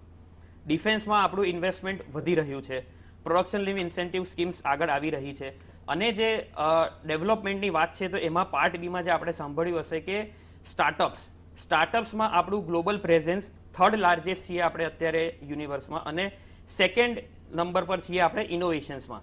તેની અંદર બી ગવર્મેન્ટે ઘણી નવી પોલિસીઝ અને એને એક્સટેન્ડ કરી છે જે બેનિફિટ્સ મળવાના છે સ્ટાર્ટઅપ્સની અંદર. તદ ઉપરાંત જે ઇન્ફ્રાસ્ટ્રક્ચર ડેવલપમેન્ટને તે થઈ રહ્યું છે, જેમાં આપણે ગણીએ કે વેરિયસ ફોર એક્ઝામ્પલ રોડવેઝ છે, રેલવેઝ છે, એરપોર્ટ્સ છે, તદ ઉપરાંત ફૂડ ગ્રેન્સ છે, અને જે ગ્રોથની વાત કરીએ ઇકોનોમીની તો એ વી શેપ ગ્રોથ લીધો છે આપણે કોવિડ પીરિયડ પછી, જે બાકી બધા વૈશ્વિક સ્તરે એક અપ્રોપ્રિએટ અને સ્ટેબલ અને સસ્ટેનેબિલિટીની પોઝિશન પર છીએ. તો આપણે જ્યારે કમ્પેરિઝન કરીએ છીએ બીજા દેશ જોડે કે ફલાણા દેશે આ કર્યું, ફલાણા દેશે આ કર્યું, આપણો દેશ ક્યાં છે, તો તે ટાઈમે આપણે આપણા દેશની પોઝિશન, જે રીતે મેં આગળ બી કીધું કે આપણે ગ્લોબલ રેન્કિંગમાં કોવિડ સિનેરિયોમાં જે આપણે બાકી બધા દેશ કરતાં આપણું મેનેજમેન્ટ અને વધારે સારું હતું, એનું 100% આઉટકમ ઘણું સારું આવ્યું છે. સ્ટેબિલિટી ગ્રોથ પર્સપેક્ટિવમાં આપણે બાકી બધા દેશો કરતાં આગળ વધી રહ્યા છે. ઇકોનોમિકલ ક્રાઇસિસ વાળા સિનેરિયોમાં આ દેશ સ્ટેબલ રહીને એની ગ્રોથ લેવલ, જ્યારે બાકીના દેશો રિપોર્ટ જે ગ્રોથ રેટ આપણો GDP રેટ અને ગ્રોથ રેટ 7% બતાડતો હોય, પણ આપણો GDP ગ્રોથ રેટ એક કારણ એ પણ છે કે મેં પહેલા પણ કહ્યું કે કેપિટલ ઇન્ટેન્સિવ છે, લેબર ઇન્ટેન્સિવ નથી, એટલે સ્થાનિકો ભારતીયોને તો પ્રોબ્લેમ થઈ જ રહ્યો છે ને. પણ એ જેવી રીતે આ પ્રીવિયસ વક્તા ઇકોનોમિસ્ટ શ્રી પિંકીજીએ કીધું કે કેપિટલ ઇન્ટેન્સિવ ગ્રોથ છે એ definitely over a period of time labour intensive generate થશે, કેમ કે જેમ જેમ કેપિટલ ઇન્ફ્રાસ્ટ્રક્ચર દેશમાં વધશે એ 100% રૂપે એમ્પ્લોયમેન્ટ વધારવાનું જ છે. એ એવું નથી કે ડેવલપમેન્ટ થશે અને બોથ ગોઝ પેરેલલ એન્ડ સિંક્ડ, એટલે એ શું છે કે સાથે જ ચાલવાનું છે. જો ગ્રોથ દેશ આગળ વધારવો હોય તો ઇન્ફ્રાસ્ટ્રક્ચર અને કનેક્ટિવિટી આપણે વધારવી પડશે અને સારી કરવી પડશે. ઓકે ધ્રુવેનભાઈ, જે વેદાંતભાઈ દ્વારા કહેવામાં આવ્યું કે કેપિટલ અને લેબર ઇન્ટેન્સિવ પેરેલલ આવશે, પણ આઈ થિંક આ બજેટને જોઈને લાગે છે કે લોંગ ટર્મમાં આવશે અને સાથે ઇન્વેસ્ટમેન્ટ રિલેટેડ હોય. સાથે જે નિર્મલા સીતારામન દ્વારા એવું પણ કહેવામાં આવ્યું કે ફિસ્કલ ડેફિસિટ બિલો 2.5% થઈ જશે અરાઉન્ડ 2025 સુધી. તો એ પણ આખું જે સિનેરિયો કહેવામાં આવ્યું છે એના પર એક્સપ્લેનેશન. હું એ વાત સાથે ચોક્કસ સમજ છું કે કેપિટલ ઇન્વેસ્ટમેન્ટ જ્યારે થાય ત્યારે GDP પર ડાયરેક્ટ એનું નેક્સસ છે, પરંતુ over a period of time એ capitalisations ultimately generating a lots of employment. It will take some time, ઘણો સમય લાગે છે એની જાતે. જ્યારે બજેટની જ્યારે વાત કરીએ તો બજેટ ફક્ત એક નાણાકીય વર્ષ પૂરતું નથી હોતું, પરંતુ ઘણી બધી પ્રપોઝલ 2025-2027ની નાણામંત્રીશ્રીએ વાત કરી છે. જે કોઈ પણ વિકસિત દેશની જો આપણે વાત કરીએ, વિકાસશીલ દેશની જ્યારે વાત કરીએ, ત્યારે કેપિટલ ઇન્ફ્રાસ્ટ્રક્ચરનો એક પહેલા તબક્કા બાદ જ પછી એનું એમ્પ્લોયમેન્ટનું સર્જન થતું હોય છે. એટલે હું એ વાત સાથે ચોક્કસ નાણામંત્રીશ્રીએ જે પ્રોજેક્શન કર્યું છે આવનારા 2025-2027ની અંદર by reduction of a fiscal deficit by 2025, તો એનું પ્રોજેક્શન માટે એમને જે કેપિટલાઇઝેશન કરવું જોઈએ એવા એમને બજેટની અંદર માળખાકીય કેપિટલ બાબતની પણ ઘણી ચર્ચાઓ કરી છે. જેમ એગ્રો પ્રોડક્ટની વાત કરી છે તો એમને એગ્રો પ્રોડક્ટ માટે પણ રિસર્ચ ઇન્સ્ટિટ્યૂટ, જેમ મિલેટ્સની વાત કરી, તો જેમ ઘઉં આપણે જે જુવારની, જે અત્યાર સુધી ઘઉં તુવેરની વાતો કરતા હતા, હવે જમાનો આવ્યો જવ જુવારનો આવ્યો, તો એ જવ જુવારના મિલેટ્સને પણ કરવા માટે સંશોધનો કરવામાં આવશે. જેમ એમને મેડિકલ ક્ષેત્રની વાત કરી તો ફાર્માની અંદર પણ ફાર્મા એક અત્યારે ઇન્ડિયા એક હબ બની રહ્યું છે, મેડિકલ ટુરિઝમ થઈ રહ્યું છે અને કોવિડ-19 એવું વિશ્વમાં સાબિત કરી દીધું છે કે મેડિકલ ક્ષેત્રે હરણફાળ ભારત દેશ આગળ વધી રહ્યું છે. તો તેવા સંજોગોની અંદર પણ ડિજિટલ ફાર્મલાઇઝેશન માટે પણ કરી છે. એઆઈની વાત કરીએ તો એઆઈનું ઇન્ફ્રાસ્ટ્રક્ચર ડેવલપમેન્ટ કરવા, મેટાવર્સ કરવા માટે, આ તમામ જોગવાઈ માટે એમને બધી જોગવાઈઓ કરી છે. પિંકીબેન, એઆઈની પણ વાત આવી છે. 5G માટે પણ જે નવી પ્રયોગશાળાઓ ડેવલપ કરવામાં આવશે, ઇવન એઆઈને પ્રમોટ કરવા માટે, સાથે ગ્રીન એનર્જીને પ્રમોટ કરવા માટે 35,000 કરોડનું ઇન્વેસ્ટમેન્ટ, સાથે પ્રાકૃતિક ખેતીને પણ પ્રોત્સાહન આપવા માટે જે વડાપ્રધાન નરેન્દ્ર મોદી છેલ્લા ઘણા સમયથી કહેતા આવ્યા છે, વ્હીકલ રિપ્લેસમેન્ટ માટે પણ જે નવી જે બદલાવો જે કરવામાં આવ્યા છે, એટલે ઘણા બધા એવા પણ મુદ્દાઓ છે કે જેના પર આપણે ચર્ચા માંગી લેશે. શું કહેશો? હા, આપે જે પૂછ્યું એની વાત કરું એ પહેલા સાહેબે જે કહ્યું ઇન્વેસ્ટમેન્ટનું જીડીપી ઉપર શું અસર થશે કેપિટલ એક્સપેન્ડિચરની. હવે આમ થોડુંક ટેકનિકલ છે પણ અર્થશાસ્ત્રીઓની ભાષામાં અમે એને ઇન્વેસ્ટમેન્ટ મલ્ટીપ્લાયર કહીએ છીએ કે કેટલા ગણા તમારી રોજગારી કે આવક વધી શકે જો તમે આજે 100 રૂપિયાની ઇન્વેસ્ટમેન્ટ કરો તો એની રોજગારી અને આવક વધારવાની કેપેસિટી કેટલી, તો ઇન્વેસ્ટમેન્ટ મલ્ટીપ્લાયર એ નક્કી કરે છે. હવે જો ટેકનિકલી જોઈએ ને તો ઇન્વેસ્ટમેન્ટનું આ જે કેપિટલ ઇન્વેસ્ટમેન્ટ છે એનું મલ્ટીપ્લાયર રેવન્યુ એક્સપેન્ડિચર કરતાં વધારે હોય છે. એટલે તમે જો કેપિટલ એક્સપેન્ડિચર કરો, મૂડીરોકાણ જો સરકાર આજે કરે તો એનું રોજગારી ઉપરનું જે ગુણક છે કે જે મલ્ટીપ્લાયર છે એની ઇફેક્ટ તમે રેવન્યુ એક્સપેન્ડિચર કરો એટલે ચાલુ ખર્ચ કરો એના કરતાં વધારે હોય છે, એ બમણી હોય છે. એટલે લોંગ ટર્મની જે વાત છે પણ મેં કહ્યું એમ કે સરકાર ક્યાં ખર્ચો કરે છે, કેવી રીતે ખર્ચો કરે છે એ બહુ મહત્વનું છે. રિસર્ચની વાત કરીએ, આપે કહ્યું કે એન્વાયરમેન્ટ, વેહિકલ રિપ્લેસમેન્ટ, મેં કહ્યું એ પહેલાં જ કે વેહિકલ રિપ્લેસમેન્ટ ને એ બધું શું કરશે કે આજે મારી પાસે ટેક્સ બચ્યો, એ ટેક્સથી હું મારું જૂનું વેહિકલ વેચીશ, નવું લાવીશ, એને એક તીરે બે નિશાન જેવું છે કે તમે જૂના વેહિકલ રિપ્લેસ કર્યા એટલે તમે પોલ્યુશન ઉપર થોડું ઘણું કાબુ મેળવ્યો અને બીજી બાજુ તમે કન્ઝમ્પશન જનરેટ કરીને ઇકોનોમીને વેગ આપ્યો. કન્ઝમ્પશન વધીને જે વેગ મળે છે એના જેવો વેગ કોઈ નહીં. પણ જે ડાયરેક્ટ ઇન્ફ્લેશનની વાત છે એ હજી આપણે ચર્ચા નથી કરી કે પ્રદૂષણ ઘટશે, આ બધું થયું પણ ઇન્ફ્લેશન કઈ રીતે ઘટાડવું એ એક મોટો પ્રશ્ન રહ્યો. રિસર્ચની જે વાત છે તો એક આર્ટિફિશિયલ ડાયમંડનું પ્રમોશનનું બહુ જ શરૂઆતમાં વાત કરી કે આપણે આર્ટિફિશિયલ ડાયમંડ્સના પ્રોડક્શન પર ધ્યાન આપશું, એનાથી રોજગારી વધશે અને બરાબર છે. તો અને એના માટે કોઈ મેં એવું પણ સાંભળ્યું કદાચ કે આઈઆઈટીઝને રિસર્ચ લેબ તરીકે વપરાશે આર્ટિફિશિયલ ડાયમંડની રિસર્ચ કોઈ 5 વર્ષ માટે કોઈ પણ આઈઆઈટીને આપવામાં આવશે. આ બધું રિસર્ચ ક્ષેત્રે થયું. હવે દર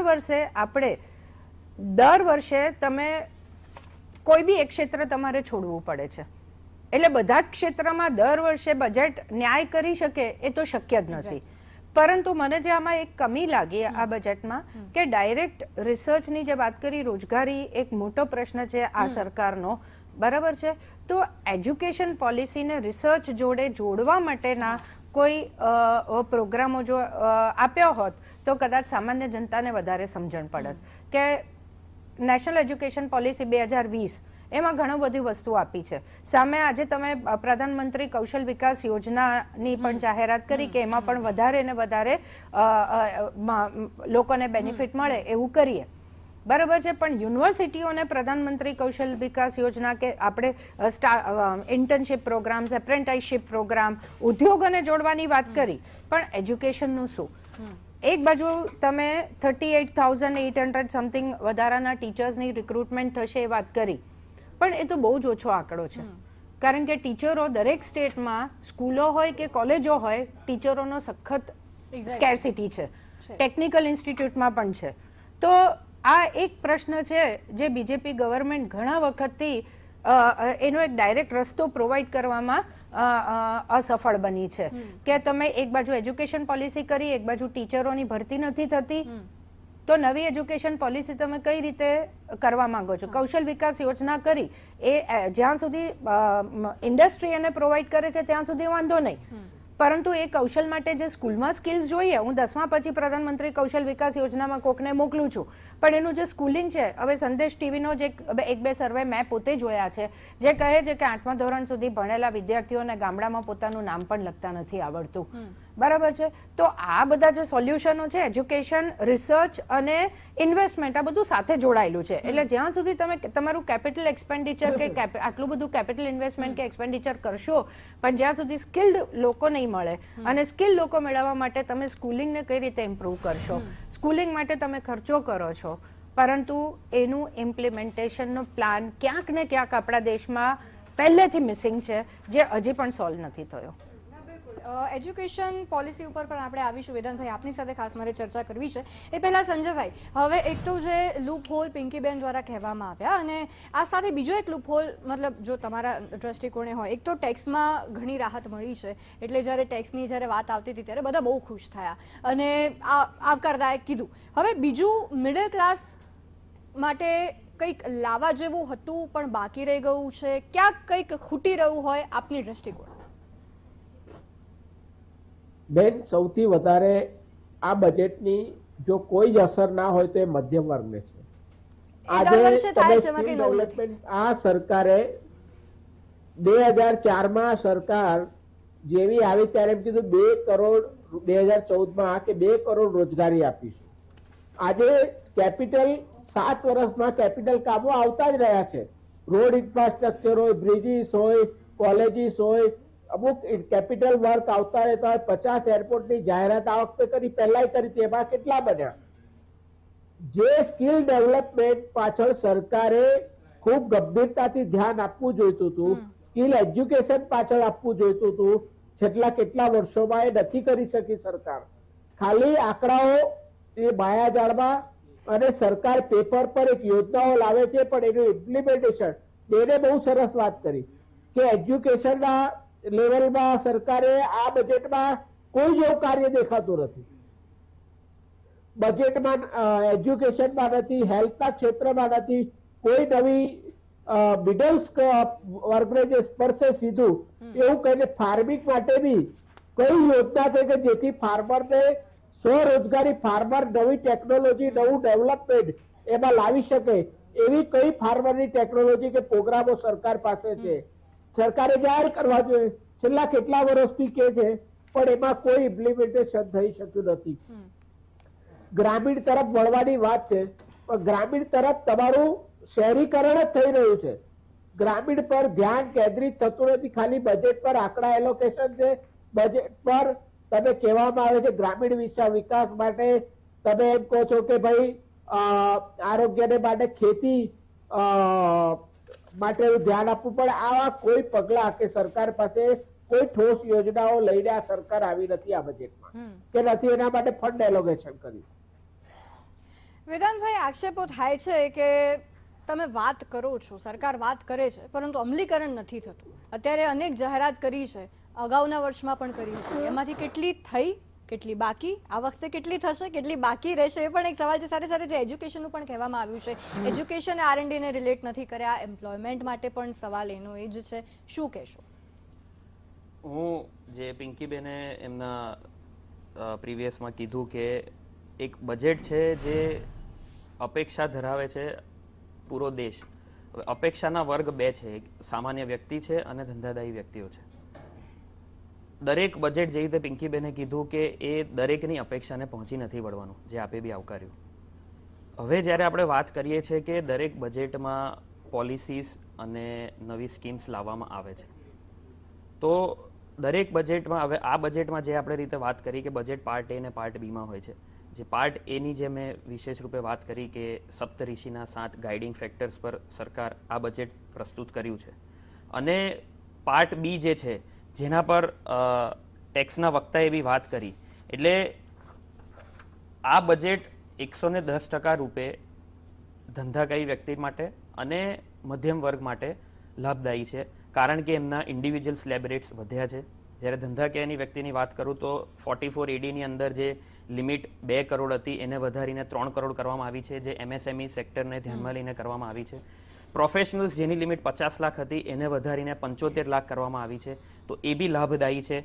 તદ ઉપરાંત જે પર્સનલ લેવલમાં સરકારે કીધું કે એમને 5 મેજર ફેક્ટર્સ ધ્યાનમાં રાખ્યા છે, જેની અંદર રિબેટ વધારી છે, સ્લેબ રેટ્સમાં ચેન્જ કરવામાં આવ્યા છે, સ્ટેન્ડર્ડ ડિડક્શન જે મળે છે એની લિમિટ બી ઇન્ક્રીઝ કરવામાં આવી છે, જે સરચાર્જ છે એને બી ઘટાડવામાં આવ્યું છે, અને જે પેન્શનર અને નોન ગવર્મેન્ટ એમ્પ્લોઈઝ માટે બી જે બેનિફિટ્સ છે એ બી વધારવામાં આવ્યા છે. કેપિટલ ગેઇનની બી જે વાત કરીએ અમારા ટેક્સ વક્તાએ, એ બી ઇન્ડિકેટ કરે છે કે મધ્યમ વર્ગ માટે આ બજેટ 100% રૂપે બેનિફિશિયલ છે. જ્યારે બિઝનેસ પર્સપેક્ટિવથી આપણે વાત કરીએ છીએ ત્યારે એની અંદર જે ડાયરેક્ટ ટેક્સની અંદર મેજર ફોકસ સરકારનો એ છે કે કમ્પ્લાયન્સીસને ઇઝી અને સ્મૂથ કરવા માંગે છે. જે આપણે જોતા હોઈશું કે અવારનવાર ઘણા ચેન્જીસ વેબસાઇટમાં અને પ્રોસેસમાં કરવામાં આવે છે. ધ અલ્ટિમેટ ગોલ એ છે કે બધી પ્રોસેસ સ્મૂથ અને ઇઝીલી એક્સેસિબલ રહે. હવે જે રીતે ફાઇનાન્સ મિનિસ્ટરે જણાવ્યું કે ઇન્કમ ટેક્સ જે પ્રોસેસ થયા એ 6.5 કરોડ રિટર્ન પ્રોસેસ થયા છે લાસ્ટ યરમાં, અને એમાંથી 45% રિટર્ન તો એવા છે કે જે વિધિન 24 અવર્સ પ્રોસેસ કરવામાં આવ્યા છે. આ બધી વસ્તુ 100% એવું ઇન્ડિકેટ કરે છે કે government is working towards growth and making the process very smooth and easy for the people, જે જૂના ભૂતકાળમાં અથવા જૂની સરકારમાં જોવા આપણને મળ્યું નથી. હવે કોઓપરેટિવ સેક્ટર જેની મિનિસ્ટ્રી અલગથી બનાવવામાં આવી છે તેના માટે બી ટેક્સનો દર ઘટાડવામાં આવ્યો છે, જે સેક્શન 115 BABની કમ્પેરિઝનમાં કરવામાં આવ્યો છે. સુગર કોઓપરેટિવ માટે બી લાભ લાવવામાં આવ્યા છે. કેશ ડિપોઝિટની લિમિટ બી વધારવામાં આવી છે. TDS ડિડક્શનની લિમિટ્સ બી વધારવામાં આવી છે. તો આ બધી વસ્તુ જે છે એ 100% ઇન્ડિકેટ કરે છે કે સરકાર સામાન્ય વર્ગ અને બિઝનેસ વર્ગને ધ્યાનમાં લઈને એમને જેટલા બેનિફિટ્સ પાસ ઓન કરી શકે તેના પર ધ્યાન કેન્દ્રિત કરી રહી છે. હવે વાત છે કે જે પોલિસીઝ ને બધું ઇમ્પ્લિમેન્ટ થાય છે, એટલે આંકડા દર્શાવે છે કે પોલિસીઝ જે ઇમ્પ્લિમેન્ટ કરવામાં આવી છે એના રિઝલ્ટ્સ બી આઉટકમ સ્વરૂપે આવે છે. આપ સૌ જાણતા હશો કે સરકારે જૂના કેટલા એવા કાયદા અને પ્રોવિઝન્સ હતા જે રિવીલ કર્યા છે જેથી ઇઝ ઓફ ડુઈંગ બિઝનેસ વધે. મેં સ્ટાર્ટઅપ્સની જેવી રીતે વાત કરી કે એ અત્યારે આપણે ગ્લોબલ લેવલે 3rd નંબર પર ઊભા છીએ, અને ઇનોવેશનની વાત કરીએ તો 2nd નંબર પર આપણે રેન્કિંગ કરીએ છીએ. બરાબર. એની સિવાય તદુપરાંત મેડમે વાત કરી કે મોબાઈલ મેન્યુફેક્ચરિંગ ને એ બધું બી આપણું એક હાઈ સ્પીડે ઇન્ડિયામાં ગ્રો થઈ રહ્યું છે. જે આઈડીટીની અને આઈડીટી સ્પેસિફિક વાત કરું, કસ્ટમ ડ્યુટી ને એ બધું બી ડિક્રીઝ કરીને ગવર્મેન્ટ પ્રમોટ કરી રહી છે કે બિઝનેસ ડેવલપમેન્ટ ઇન્ફ્રાસ્ટ્રક્ચર ભારત દેશમાં વિકસે, અને 100% રૂપે એ કેપિટલ ઇન્ટેન્સિવ સ્ટ્રેટેજીથી લેબર ઇન્ટેન્સિવ તરફ બી વધશે, કેમ કે લેબર અને અનએમ્પ્લોયમેન્ટ બી દેશમાં એના through the over a period of time જે મેડમે કીધું કે it will take certain time but definitely એ આવશે અને એની ઇફેક્ટ દેખાવામાં આવશે. એજ્યુકેશન માટે જે વાત કરી કે એના માટે જે પોલિસીને એ બનાવ્યું, હવે એમાં વિષય એવો છે કે સરકાર પ્રયત્ન કરી રહી છે કે જે એરિયામાં ડેફિનેટલી ઇમ્પ્રુવમેન્ટની જરૂર છે.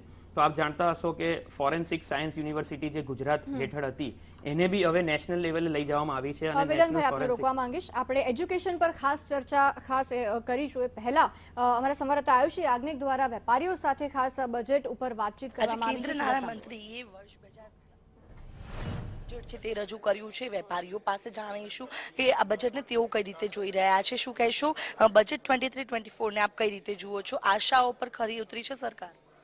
રિયલીમાં આશાઓ પર સરકાર બહુ ખરી ઉતરી છે કે આવું બજેટ કોઈ હિન્દુસ્તાનની અંદર આવું એક્સપેક્ટેશન કર્યું જ નહોતું કે આવું બજેટ આટલું સારું આપશે, અને બધા મહિલાઓને અને પ્લસ સિનિયર સિટીઝનથી લઈને અને વેપારી વર્ગને પણ સમાઈ લીધા. જે ટેક્સ જે 7 લાખનું જે કર્યું છે, એક્ઝેમ્પશન આપ્યું છે, એ રિયલીમાં આવકારદાયક છે, અને એનાથી બિઝનેસમાં ગ્રોથ વધશે. અને જીએસટી જે રીતે આ ગ્રોથ કરી રહ્યું છે અને આગળ હિન્દુસ્તાન નું નામ રોશન થશે એવું અમને દેખાઈ રહ્યું છે, અને વેપારી પણ અમને સરકારથી અમે બધા ખુશ છીએ. આપણી સાથે કાપડના વેપારી પણ છે. કઈ રીતે જુઓ છો બજેટને? કારણ કે અનેક સૂચનો પણ આપના દ્વારા કરવામાં આવ્યા હતા. સરકાર ખરી ઉતરી છે આપની આશા અપેક્ષાઓ પર? હાલમાં જે બજેટ રજૂ થયું છે એ મારા જીવનભરની અંદર સૌથી સારામાં સારું બજેટ હું કહી શકું, કારણ કે સરકારશ્રીએ તમામ વર્ગને તમામ જ્ઞાતિઓને આની અંદર આવરી લીધી છે, અને જનધન યોજનાના દ્વારા દરેક લોકોને ડાયરેક્ટ પૈસા મળતા થયા છે. સરકારની સ્કીમો જે છે એ પણ સક્સેસફુલ છે અને સર્વત્ર આની અંદર આનંદ છે. ઇન્કમટેક્સથી લઈને સિનિયર સિટીઝનથી લઈને મહિલાઓ, સરકારી કર્મચારીઓ અને ઇન્ડસ્ટ્રી માટે આ બજેટ બહુ સારું ગણાય, કારણ કે આનાથી ખરીદ શક્તિ વધવાની છે અને ખરીદ શક્તિ વધે તો ઓટોમેટિક ઇન્ડસ્ટ્રીને લાભ થાય છે અને આનાથી સરકારને પણ લાભ થશે ટેક્સેશનમાં અને જીડીપી જે છે એ ડબલ ડિજિટ ક્રોસ કરે તો નવાઈની વાત નહીં. અચ્છા, ઇન્કમટેક્સ પર જે છૂટછાટ આપવામાં આવી છે તેને આપ કઈ રીતે જુઓ છો? ઇન્કમટેક્સની અંદર પણ મિડલ ક્લાસને ખાસ આની અંદર છૂટછાટ આપી છે અને હું ચોક્કસ એના માટે હું સરકારને સલામ કરું છું કે ભાઈ મિડલ ક્લાસનું પૂરેપૂરું આની અંદર ધ્યાન રાખવામાં આવ્યું છે અને મિડલ ક્લાસ જે છે એ પોતાના કમાયેલા પૈસા પોતાના પ્રસંગોમાં શાંતિથી વાપરી શકે અને એમને કોઈ પણ જાતનો ટેક્સ ભરવાનો રહેતો નથી 7 લાખ રૂપિયા સુધી.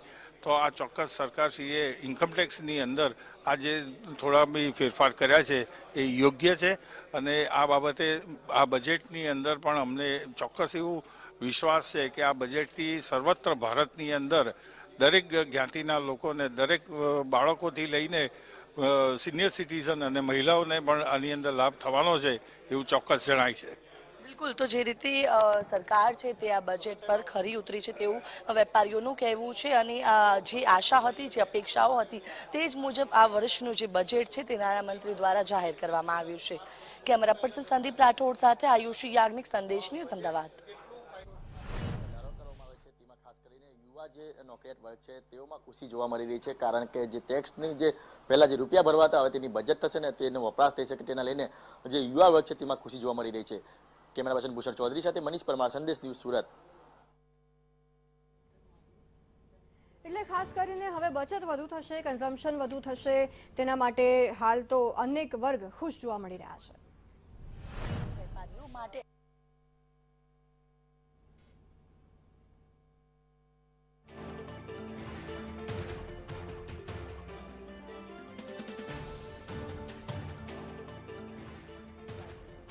યુવાધન ખુશ છે, અનેક વર્ગ ખુશ છે, કારણ કે ખાસ કરીને ટેક્સમાં જે રાહત આપવામાં આવી છે, ટેક્સ સ્લેબમાં બદલાવો કરવામાં આવ્યા છે, રિબેટમાં જે બદલાવો કરવામાં આવ્યા છે, ત્યારે આ વખતે કહી શકાય કે આ બજેટ જે આગામી વર્ષ, જે ગત વર્ષોનું જે બજેટ હોય છે તેના કરતાં બેટર પ્રૂફ થઈ રહ્યું છે. આ સાથે જ ખાસ કરીને યુવા વર્ગમાં ખુશી જોવા મળી રહી છે. બજેટમાં યુવા અને નોકરિયાત વર્ગને મોટો ફાયદો થયો છે, કારણ કે ટેક્સ પર માફી આપવામાં આવી છે. ત્યારે યુવા વર્ગ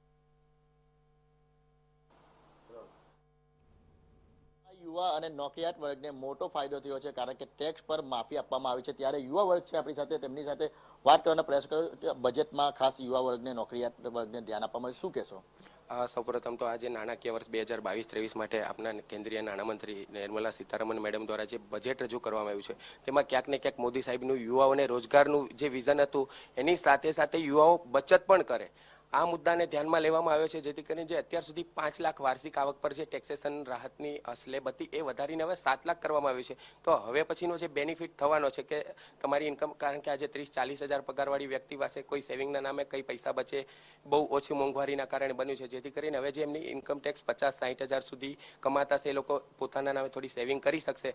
એનાથી આવનારી પેઢી માટે અને પોતાના ફ્યુચર માટે પણ ઘણી રાહત થવાની છે, જે ખૂબ જ સરાહનીય કામ છે અને દિલથી નિર્મલા સીતારમણ મેડમનો અમે આભાર માનીએ છીએ. તમે શું કહેશો? રાહત આપવામાં આવી છે, તમે એક મહિલા. સેન્ટ્રલ ગવર્મેન્ટ દ્વારા જે નિર્ણય લેવામાં આવ્યો છે ખૂબ જ સારો છે કે 5 લાખ સુધીની જે ઇન્કમ ભરવાની, જે ટેક્સ ભરવાનો હતો એ વધારીને 7 લાખ કર્યો છે, કે જેનાથી સીધો ફાયદો મધ્યમ વર્ગના લોકોને થાય છે, અમારી જેવા નોકરિયાત લોકોને થાય છે કે એમના વાર્ષિક જે બજેટ છે એમાં તો ફેરફાર કરી શકે છે, સેવિંગ વધારી શકે છે, એમના જે ખર્ચા છે જેમાં સંકોચ રાખતા હતા તે વધારીને એ પોતાના મનથી મતલબ કામ કે એવું કરી શકે છે. એ માટે હું સેન્ટ્રલ ગવર્મેન્ટનો ખૂબ જ આભાર માનું છું. તમે શું કહેશો? ટેક્સમાં જે વધારો કરવામાં શું કહેશો?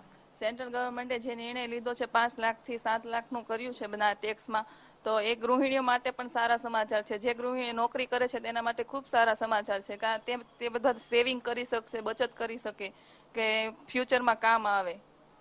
તમે શું કહેશો જે રીતના ટેક્સમાં જે રાહત આપવામાં આવી છે જે સેન્ટ્રલ ગવર્મેન્ટ દ્વારા જે આ બજેટ જાહેર કરવામાં આવ્યું છે અને જે 5 લાખથી 7 લાખનું ટેક્સ કરવામાં આવ્યો છે જેના કારણે મધ્યમ વર્ગના લોકોને ખૂબ જ ફાયદો થવાનો છે કારણ કે જે સેવિંગ તે પહેલા ઓછી કરી શકતા હતા તે અત્યારે વધારીને 7 લાખ સુધીનું ટેક્સ નથી ભરવાનું એટલે વધારે કરી શકશે. જી બિલકુલ. અન્ય જે યુવા વર્ગ છે તેમને શું કહેશો ટેક્સના સ્લેબમાં જે વધારો કરવામાં આવ્યો છે કેટલો ફાયદો? સરકારશ્રી દ્વારા આજે જે બજેટની જાહેરાત કેન્દ્રીય બજેટની જાહેરાત કરવામાં આવી છે એમાં ટેક્સ સ્લેબ વધારી ને 5 લાખથી વધી અને 7 લાખ સુધીનો કર્યો છે. એનાથી નોકરિયાત તેમજ મધ્યમ વર્ગને ઘણો ફાયદો થવાનો છે. સાથે સાથે નિર્મલા સીતારમણજી દ્વારા જે પ્રધાનમંત્રી કૌશલ્ય વિકાસ યોજનાનું જે જાહેરાત કરવામાં આવી છે કે લંબાવી ને 3 વર્ષની અવધિ કરી તો એમાં જે સ્કિલ લેબર જેમાં ઉદ્યોગમાં જરૂરી છે એ લોકોને રોજગારીની નવી તકો ઊભી થશે અને સ્કિલ ડેવલપમેન્ટ માટે ખૂબ જ ઘણી સરાહનીય જાહેરાત કરી છે. એના માટે હું સરકારશ્રીનો આભાર માનું છું. બિલકુલ. જે ટેક્સના જે સ્લેબમાં છે તે વધારો કરવામાં આવે છે તેમાં ખાસ કરીને યુવા જે નોકરિયાત વર્ગ છે તેઓમાં ખુશી જોવા મળી રહી છે કારણ કે જે ટેક્સની જે પહેલા જે રૂપિયા ભરવાતા હવે તેની બજેટ થશે ને તેનો વપરાશ થઈ શકે તેના લઈને જે યુવા વર્ગ છે તેમાં ખુશી જોવા મળી રહી છે. કેમેરા પર્સન ભૂષણ ચૌધરી સાથે મનીષ પરમાર, સંદેશ ન્યૂઝ, સુરત. ચર્ચાને યથાવત રાખીશું. હાલ સમય થઈ ગયો છે વિરામનો. નાનકડા વિરામ બાદ ફરી મળીએ.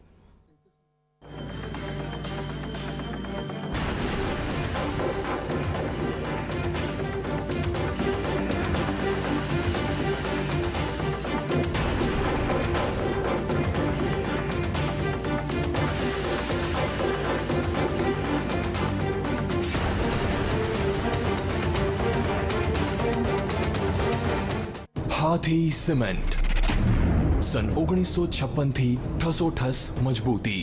હાથી સિમેન્ટ, મજબૂતી ગજબની. હા કપડા અહીંયા લઉં છું. મારી પાસે પપ્પા નવું ઘર લઈ લઈએ. બેટા હું પ્લાસ્ટિક નાખી દઉં છું. સાંભળો ને, મારું ટિફિનનું કામ પણ સારું ચાલી રહ્યું છે તો નવા ઘર માટે લોન લઈ લઈએ.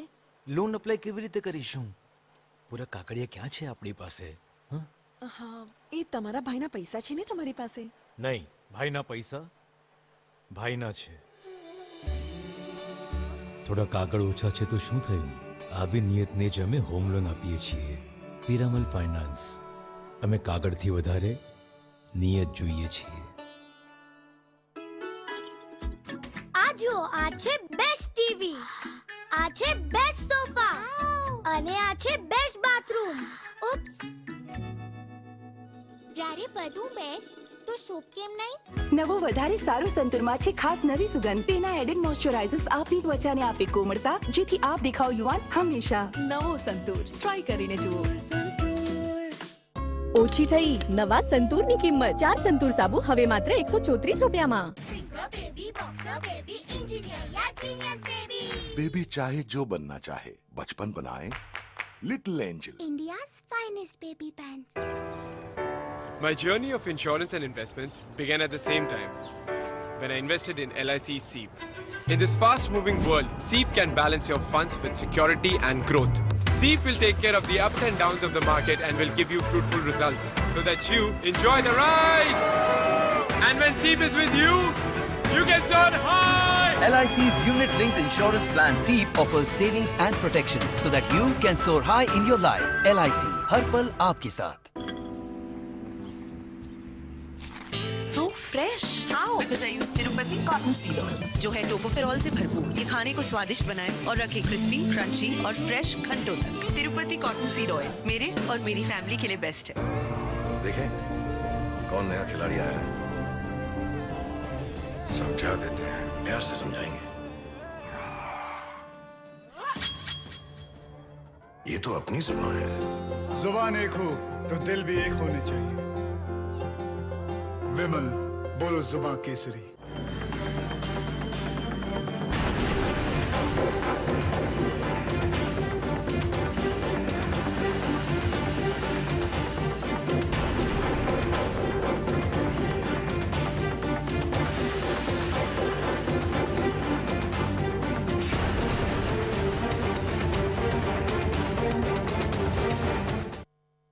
Welcome back.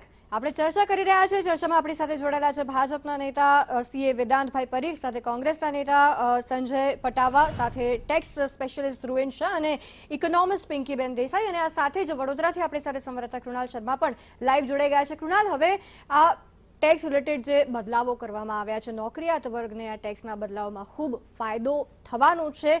કેવી રીતના ફાયદો, નોકરિયાત વર્ગનું શું કહેવું છે? જે રીતે આજે બજેટ રજૂ કરાયું છે ત્યારે નોકરિયાત વર્ગ માટે ખૂબ જ રાહત છે, કારણ કે 7 લાખ સુધી ટેક્સ નહીં ભરવો પડે. આપણી સાથે નોકરિયાત વર્ગ પણ છે અહીંયા. જે રીતે આ નવા બજેટમાં નોકરિયાત વર્ગ માટે એક ખુશીના સમાચાર છે, કઈ રીતે જુઓ છો? આ એક કહી શકાય કે બધા માટે આવકાર જેવો બજેટ છે. એમાં એમને નોકરિયાત વર્ગ, આવાસ યોજના વર્ગ, હેલ્થ સેક્ટર અને બધા સેક્ટર એમને કવર કર્યા છે. નોકરિયાત વર્ગ માટે એમને જે રિબેટ 5 લાખથી 7 લાખ કરી છે, એમાં જે મીડિયમ ઇન્કમ જે એમ્પ્લોઈઝ છે એમના માટે ખૂબ બેનિફિટ રાખ્યો છે.